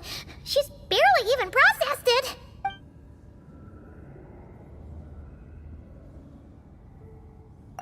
Thank you for telling me so much. I'm a bit surprised, honestly. I didn't expect you to be quite so transparent with me. Given the circumstances, the Fatui need not hide anything from our allies. Allies? To advance Project Mistleton, we must first resolve our issue with the Ruler of Death. And if I presume correctly, you have no intention of letting her actions go unpunished either, do you? That's right. Ever since she said she intends to reclaim Paimon when we next meet, I figured reconciliation was out of the question. Against an opponent of this caliber, deliberating over our allegiances would waste time we do not have. We must join forces unreservedly with whomever we can, if we are to stand anything like a fighting chance. You're going to challenge the Ruler of Death? Just for Paimon? But Paimon's only... Thank you! Oh, thank you! Oh, gee! Now Paimon doesn't even know what to say! Anyway, Paimon's super touched! The Tsaritsa will return in triumph in short order, and the Fatui shall hold internal discussions regarding the enemy. The time for us to meet again will come very soon. Got it. Thanks for your help with Paimon. I'll be sure to look after her for you. Actually, maybe it's best not to. What if her Nova suddenly pops up again? She might take this chance to...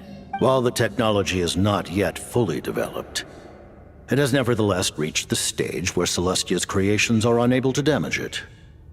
In that regard, you may rest assured. Oh. Wow. No wonder Paimon felt so out of sorts recently, even though it was super far away. Alright then! Paimon's ready to take a sneaky peek at this top secret super weapon!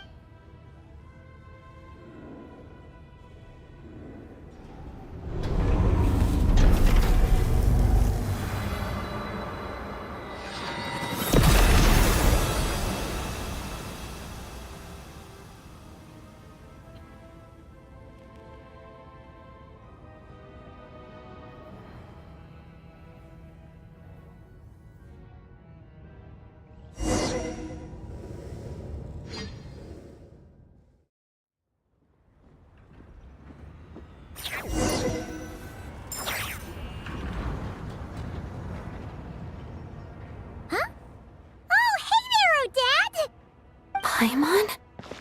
You're okay. Thank goodness. You look well. Have you recovered? Long story short, yep, Paimon's all better. What are you doing here? Were you... That's right. When I woke up, I wanted to go in after you, but the guards had woken up as well. It would have been tough to take them on alone, and there was no easy way to sneak past them.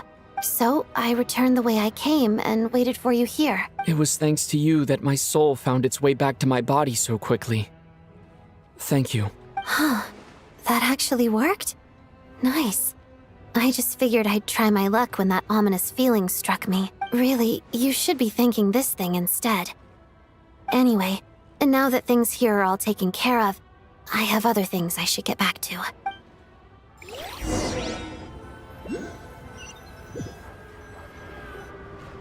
Ah, Director Chuganov, you're back. We just received notice that Project Stuja has been suspended, so we've convened an emergency meeting. This is the preliminary plan. In addition to expanding production capacity, we've also discussed feasible layoff plans to optimize revenue and expenditure structure. Our calculations indicate that the factory's profits will increase by at least 30%. Just give the word, Director. That won't be necessary. Leave the energy for those who need it. Whether they use it just to get by or to run a business, that's up to them. Start preparing to halt production and lay off the staff. Make sure the workers are able to land on their feet and that they are duly compensated. Thank you all for your hard work during this time. Am I hearing you right?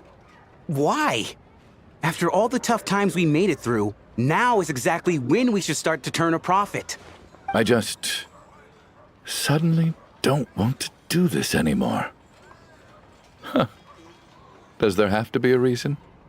Iskra, it's time to rest.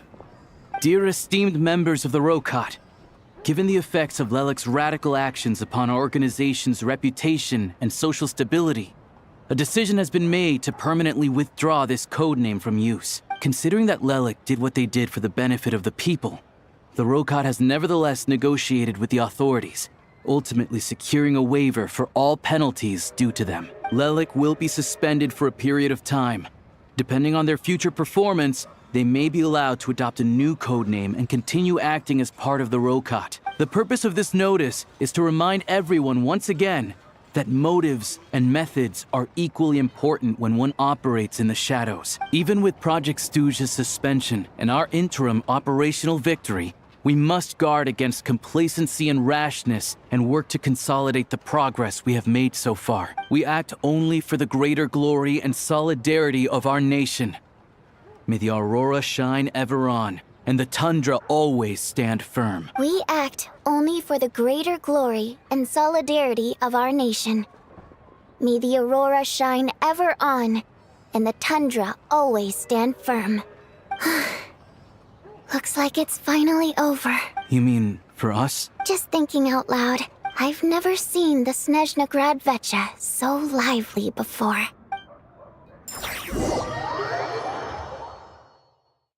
I never once thought I'd come here. But I understand everything now, Rosaline.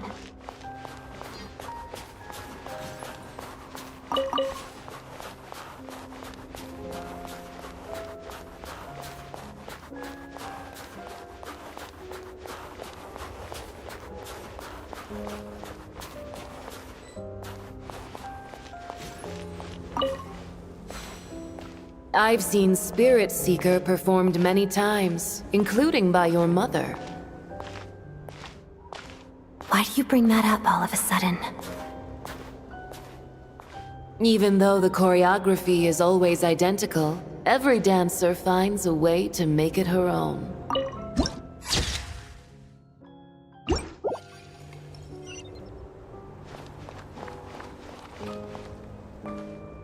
So you actually want to talk to me about ballet? I just think it would be a pity if the dance was lost to history. She didn't teach it to you, did she? That was an unusually subtle taunt for you.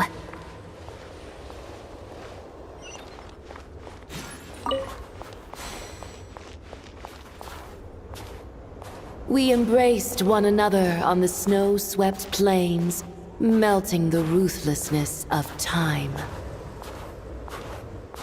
But when our bodies, in pieces, are cast to the winds, what of our love will remain behind?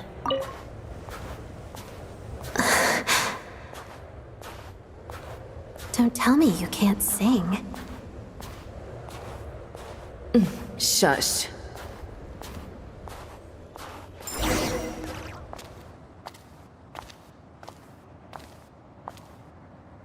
I understand her hatred. The Fatui robbed her of the life she should have had. I never opposed her dancing. Yet still I became an enemy of her ballet. I'll just keep my distance. Many despise me. I'm used to it. You're certainly not one to shy away from confrontation. But children, they need a different approach. I'm hardly the most maternal figure. Yet, she is a child. In my experience, while a father commands authority, he must still yield to love. You should tell her what you think about her dancing.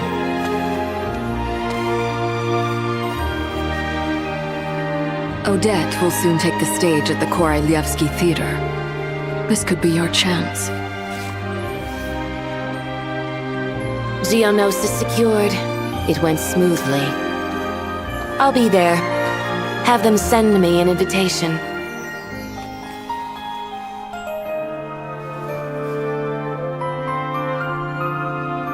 Sadly, things didn't work out. Her final words are inside that block of ice. This Aren't these for monitoring her subordinates? Not yours. This one isn't her witch's flame, but my two worlds' flames. The two worlds' flames can burn away memories. It was my parting gift to Rosaline.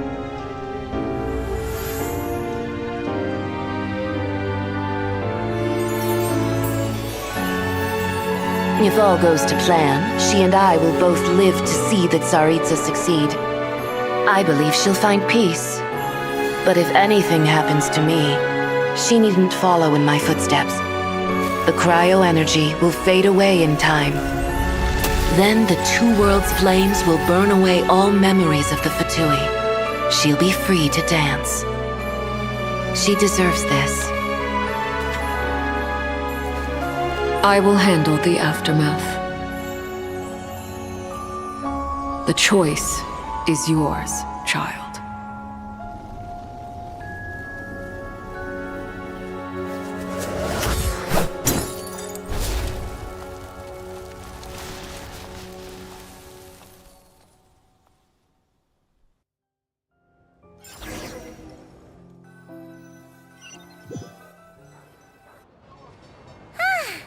Fresh air at last! Paimon's head isn't spinning anymore, and the fever's all gone. Paimon's finally free to fly again! Oh, it's nice to finally know where Paimon came from, too. It did make Paimon a little nervous at first, but it's such a relief now. Like, who cares if Paimon's a creation of Celestia? She's probably not anyone that important. Probably just the fairy of food and fun or something. And like you said, this doesn't have to change anything between us. You're not gonna just... Hey! Hurry up! Why are you walking so slowly? You've spent the last few days lying in bed and stuffing your face. I didn't think you'd be able to fly this fast. Says who? Paimon's as agile as ever. They don't call her White Floaty for nothing. Paimon originally wanted to check out the bookstores in Snezhnograd, but she's more in the mood for flying around right now, so let's save that for later. Wait, they've got light novels from Yai Publishing House here too. Huh? And this is Paimon's favorite mystery story from Fontaine! Wow! It got a sequel! The local Snezhnayan books look pretty interesting too, but also kinda heavy. Not the easiest things to lug around. I thought you were in the mood for flying around. Paimon can read while she flies. Hey! Look at these two dolls! Which do you like better?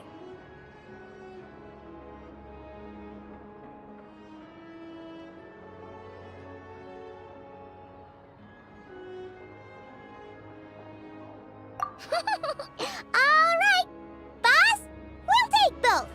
Paimon will have the other one. Oh, I thought we were only getting one. All right, fine. I'll pay.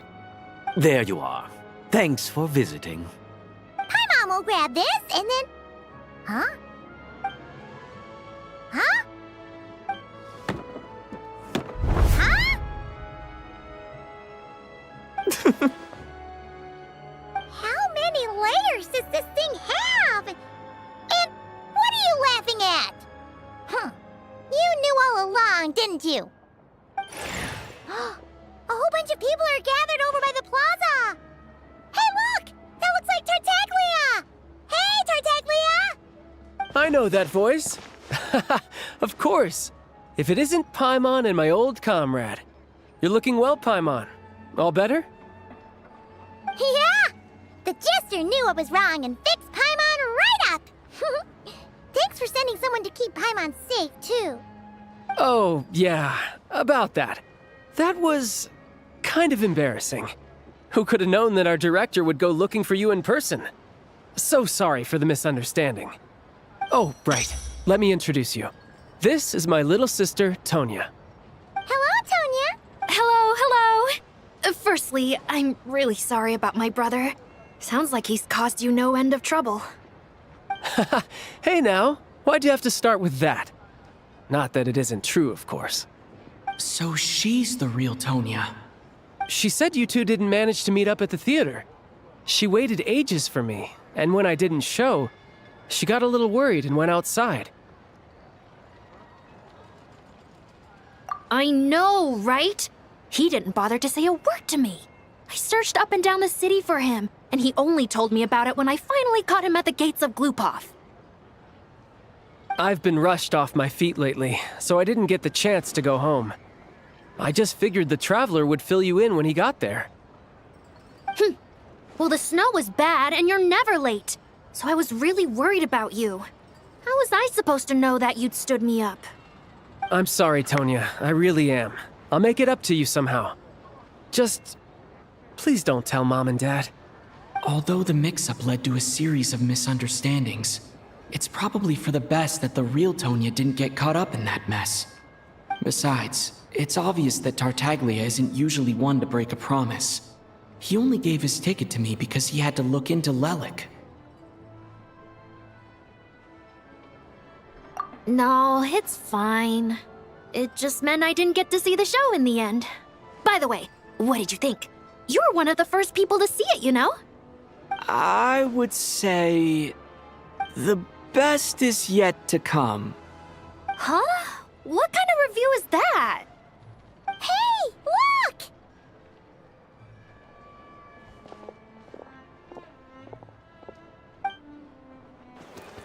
Hi!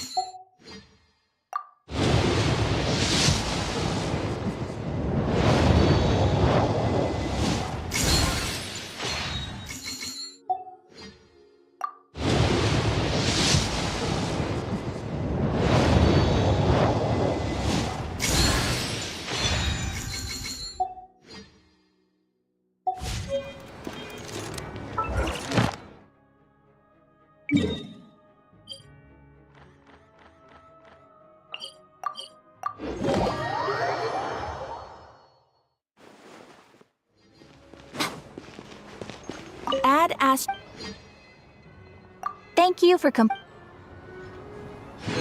Ad Astra Abyssosque. Welcome to the Adventurers Guild headquarters.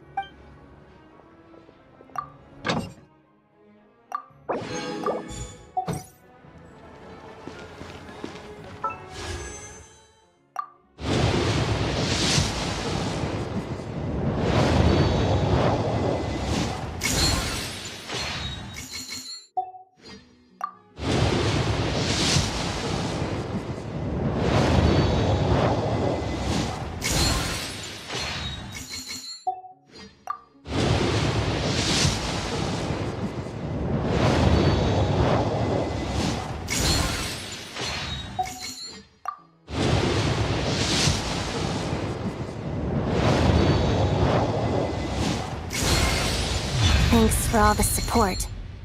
You want an autograph, right? What do you want me to draw next to it? How about a feather? Oh, wait, you're not one of my fans? Guess I misunderstood. Let me start from the top then. I'm Odette, a ballerina with the Korylevsky troupe. Well, thanks for all the support anyway.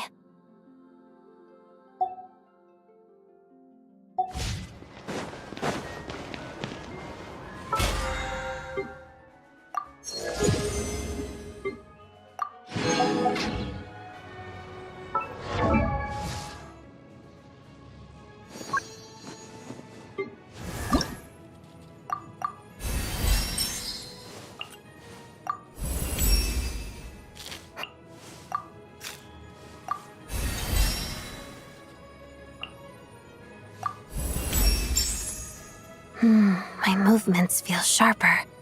I should keep up the intensity.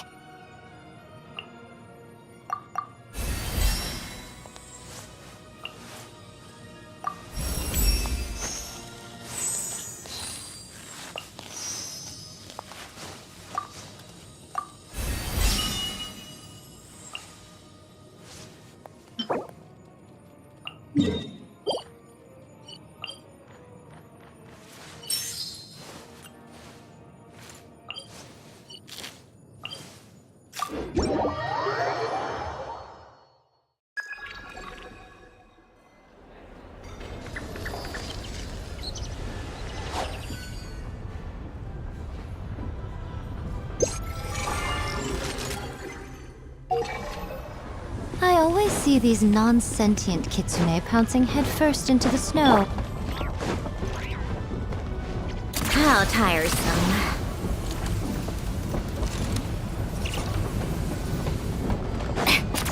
Pick up the pace.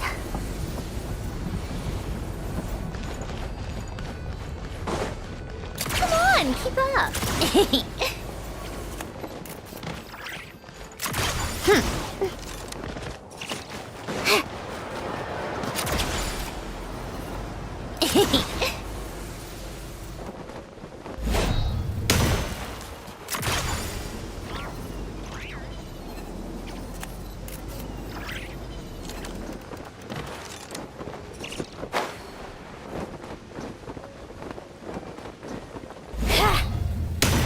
How tiresome. Yeah.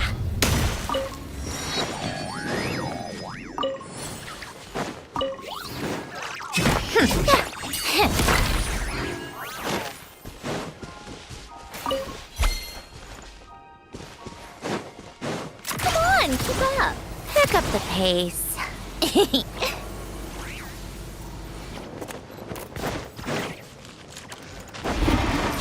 Emerge, right here, right now.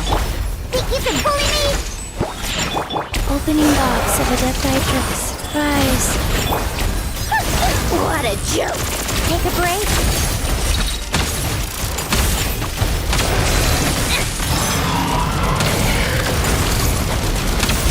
Emerge, right here, a sight to behold. Right now, emerge. Orders given, orders received.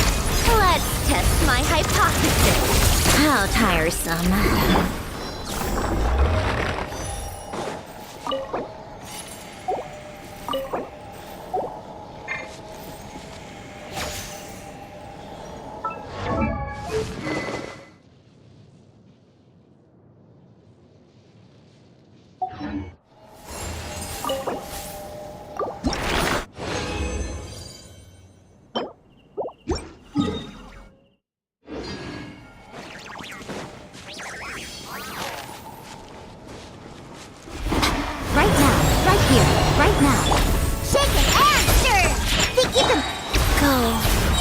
sacred name, Fortune Preserver. Can't handle your drink. Huh. Emerge, right now. Emerge. Take a break. Come on, keep up. A spot of tea time entertainment. Right here, right now, right here. Sketch. Shake it and... Guys.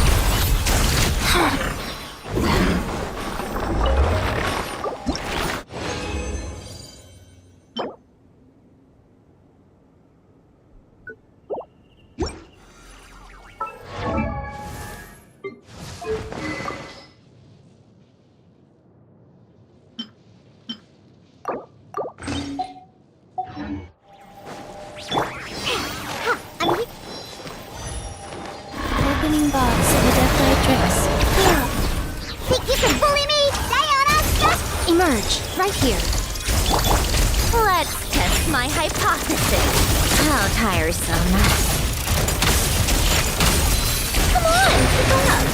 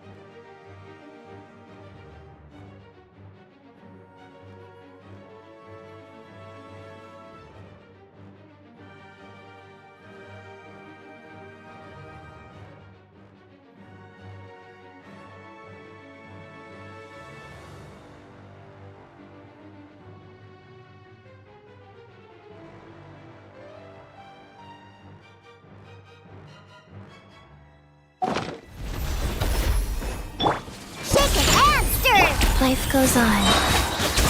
Look at you! Emerge, right now. Emerge. How tiresome.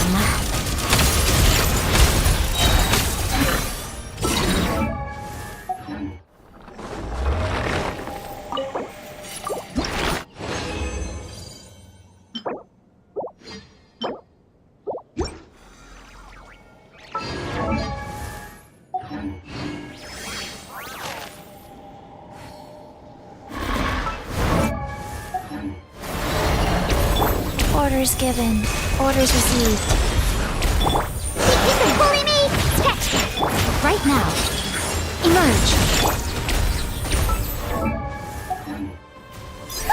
What a joke!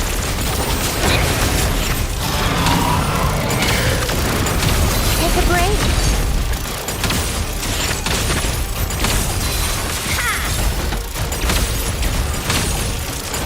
How tiresome.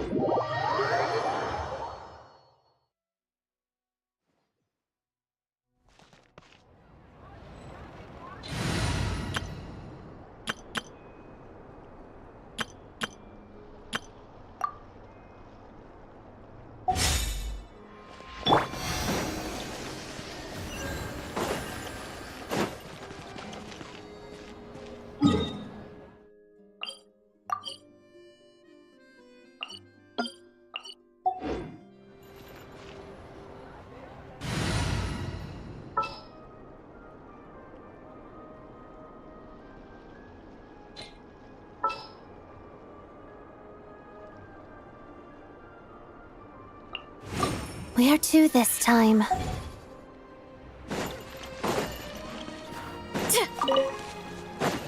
Get back on track!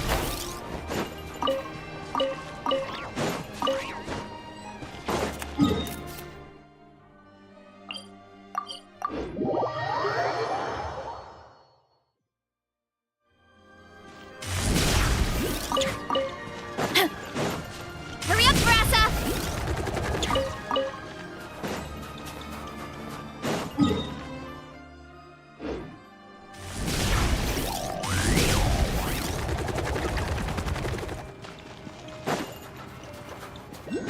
Time to roll!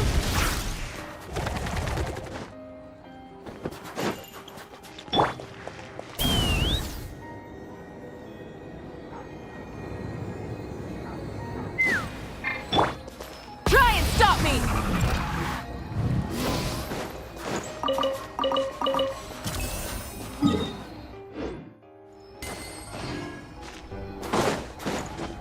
Yeah.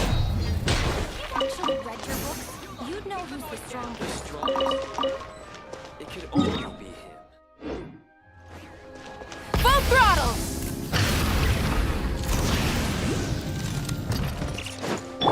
Running late again. Here I go!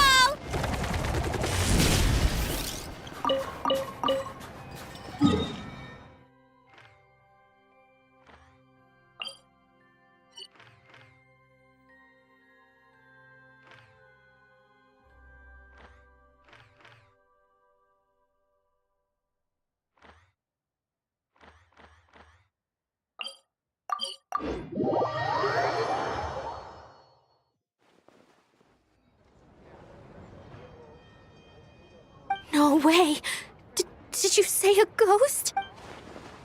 It's true, I swear. Everyone's talking about it. The moment it strikes midnight, eerie music echoes from the theater. Someone even saw the ghost shadow dancing on the wall. You're sure someone didn't just make that up to scare people? Yes? I heard it last night. The sound was so eerie. I don't even know how to describe it.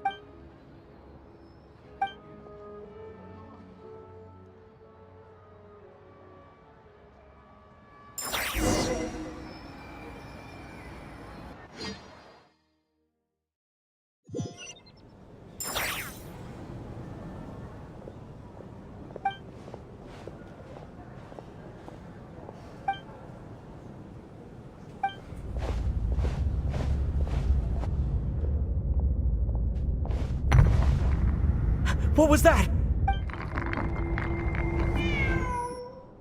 Huh?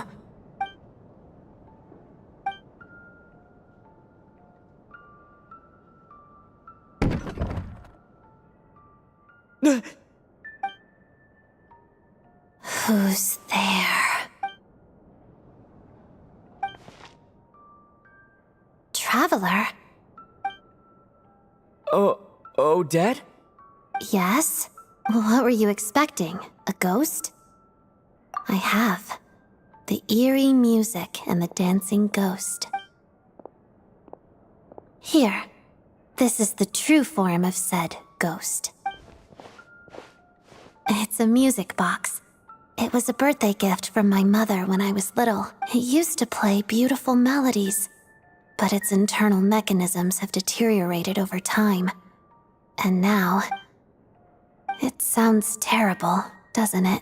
It'll take some time to fix, but my daytime schedule tends to be quite packed, and I don't have the right tools at home, so I had to sneak off to my private lounge in the middle of the night.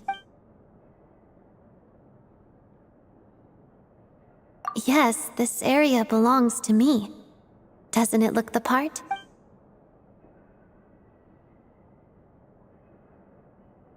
It's fine. To be quite honest, neither of us should be here at this time. But I must say, you're pretty brave. Most would have fled the moment they heard the music or saw a ghost. Always eager to help. That's what they say about you. I guess they were right. I appreciate the offer, but I want to fix it myself. But If you could help me collect some relevant materials and keep it a secret from me, I'd really appreciate that.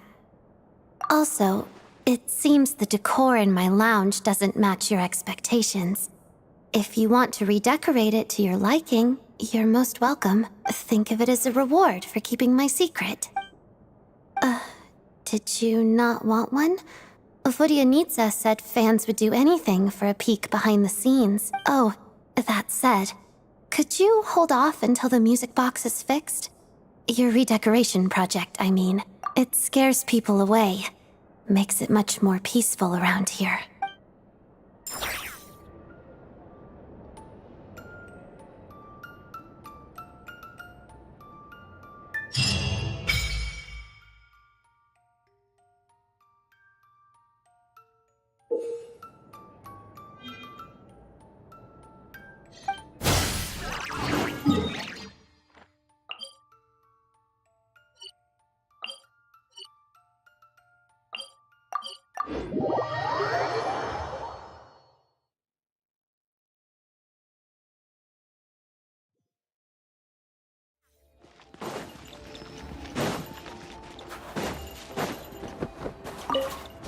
Time to roll!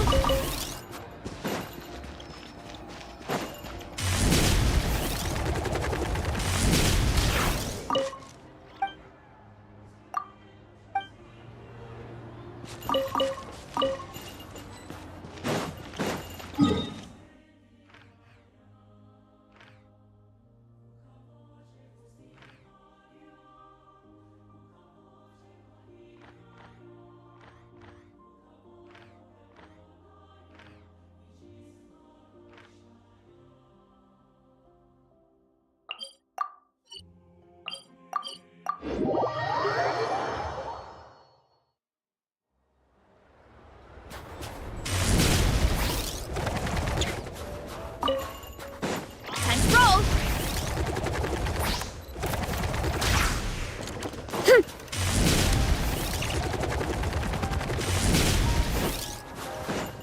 Take me up!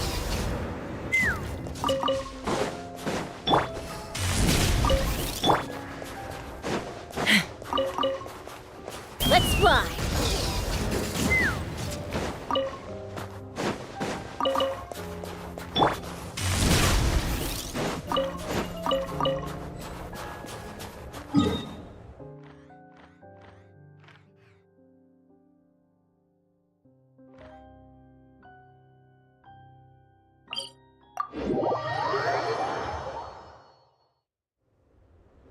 Gotta steer clear of other people.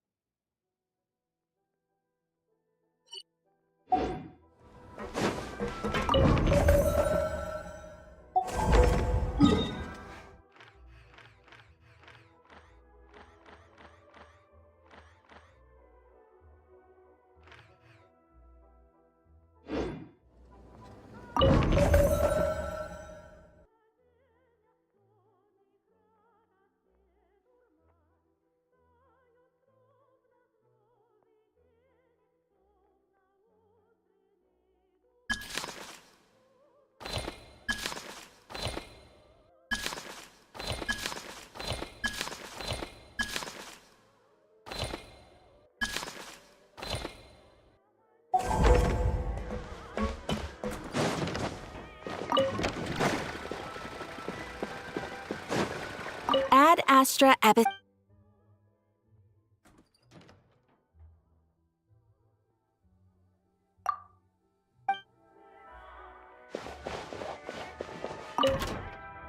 Take me up! Giddy up!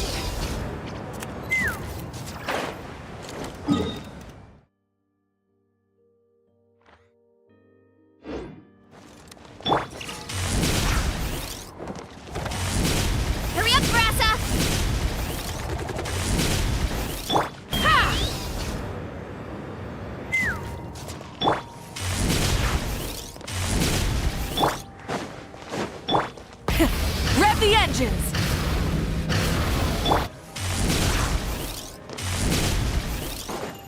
Let's fly! Gotta steer clear of other people. Take me up! Running late again. Ha!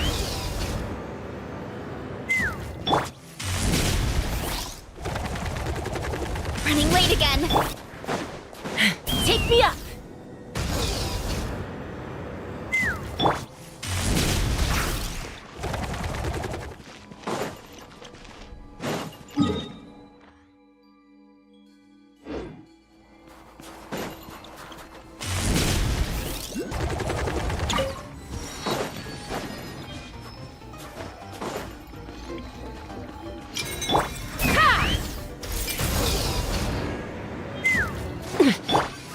Running late again.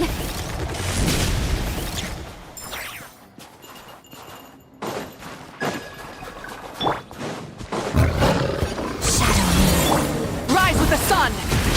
Wrath from the sky!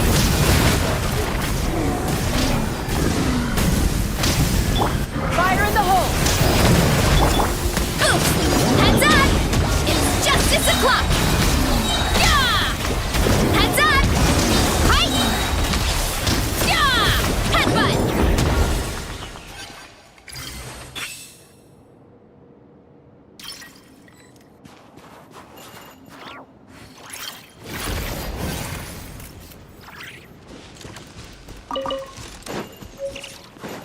Time to roll! Here I go!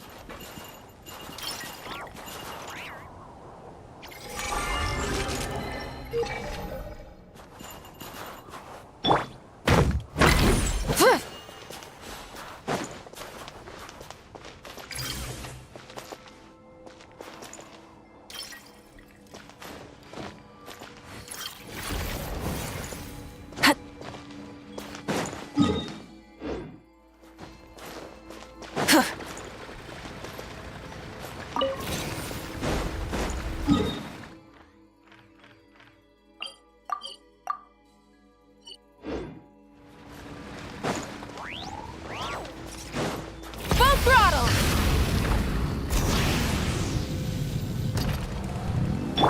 Running late again.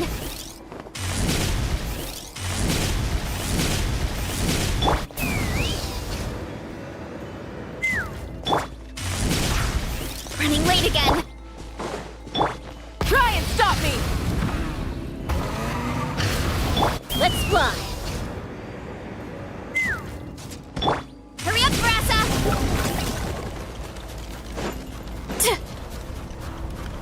Can't stand.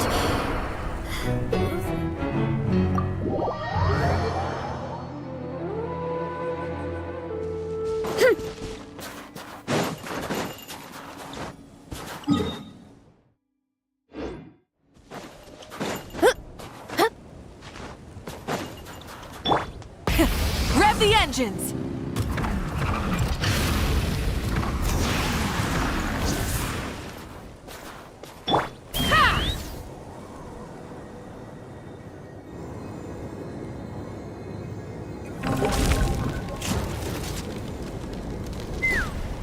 I'm falling.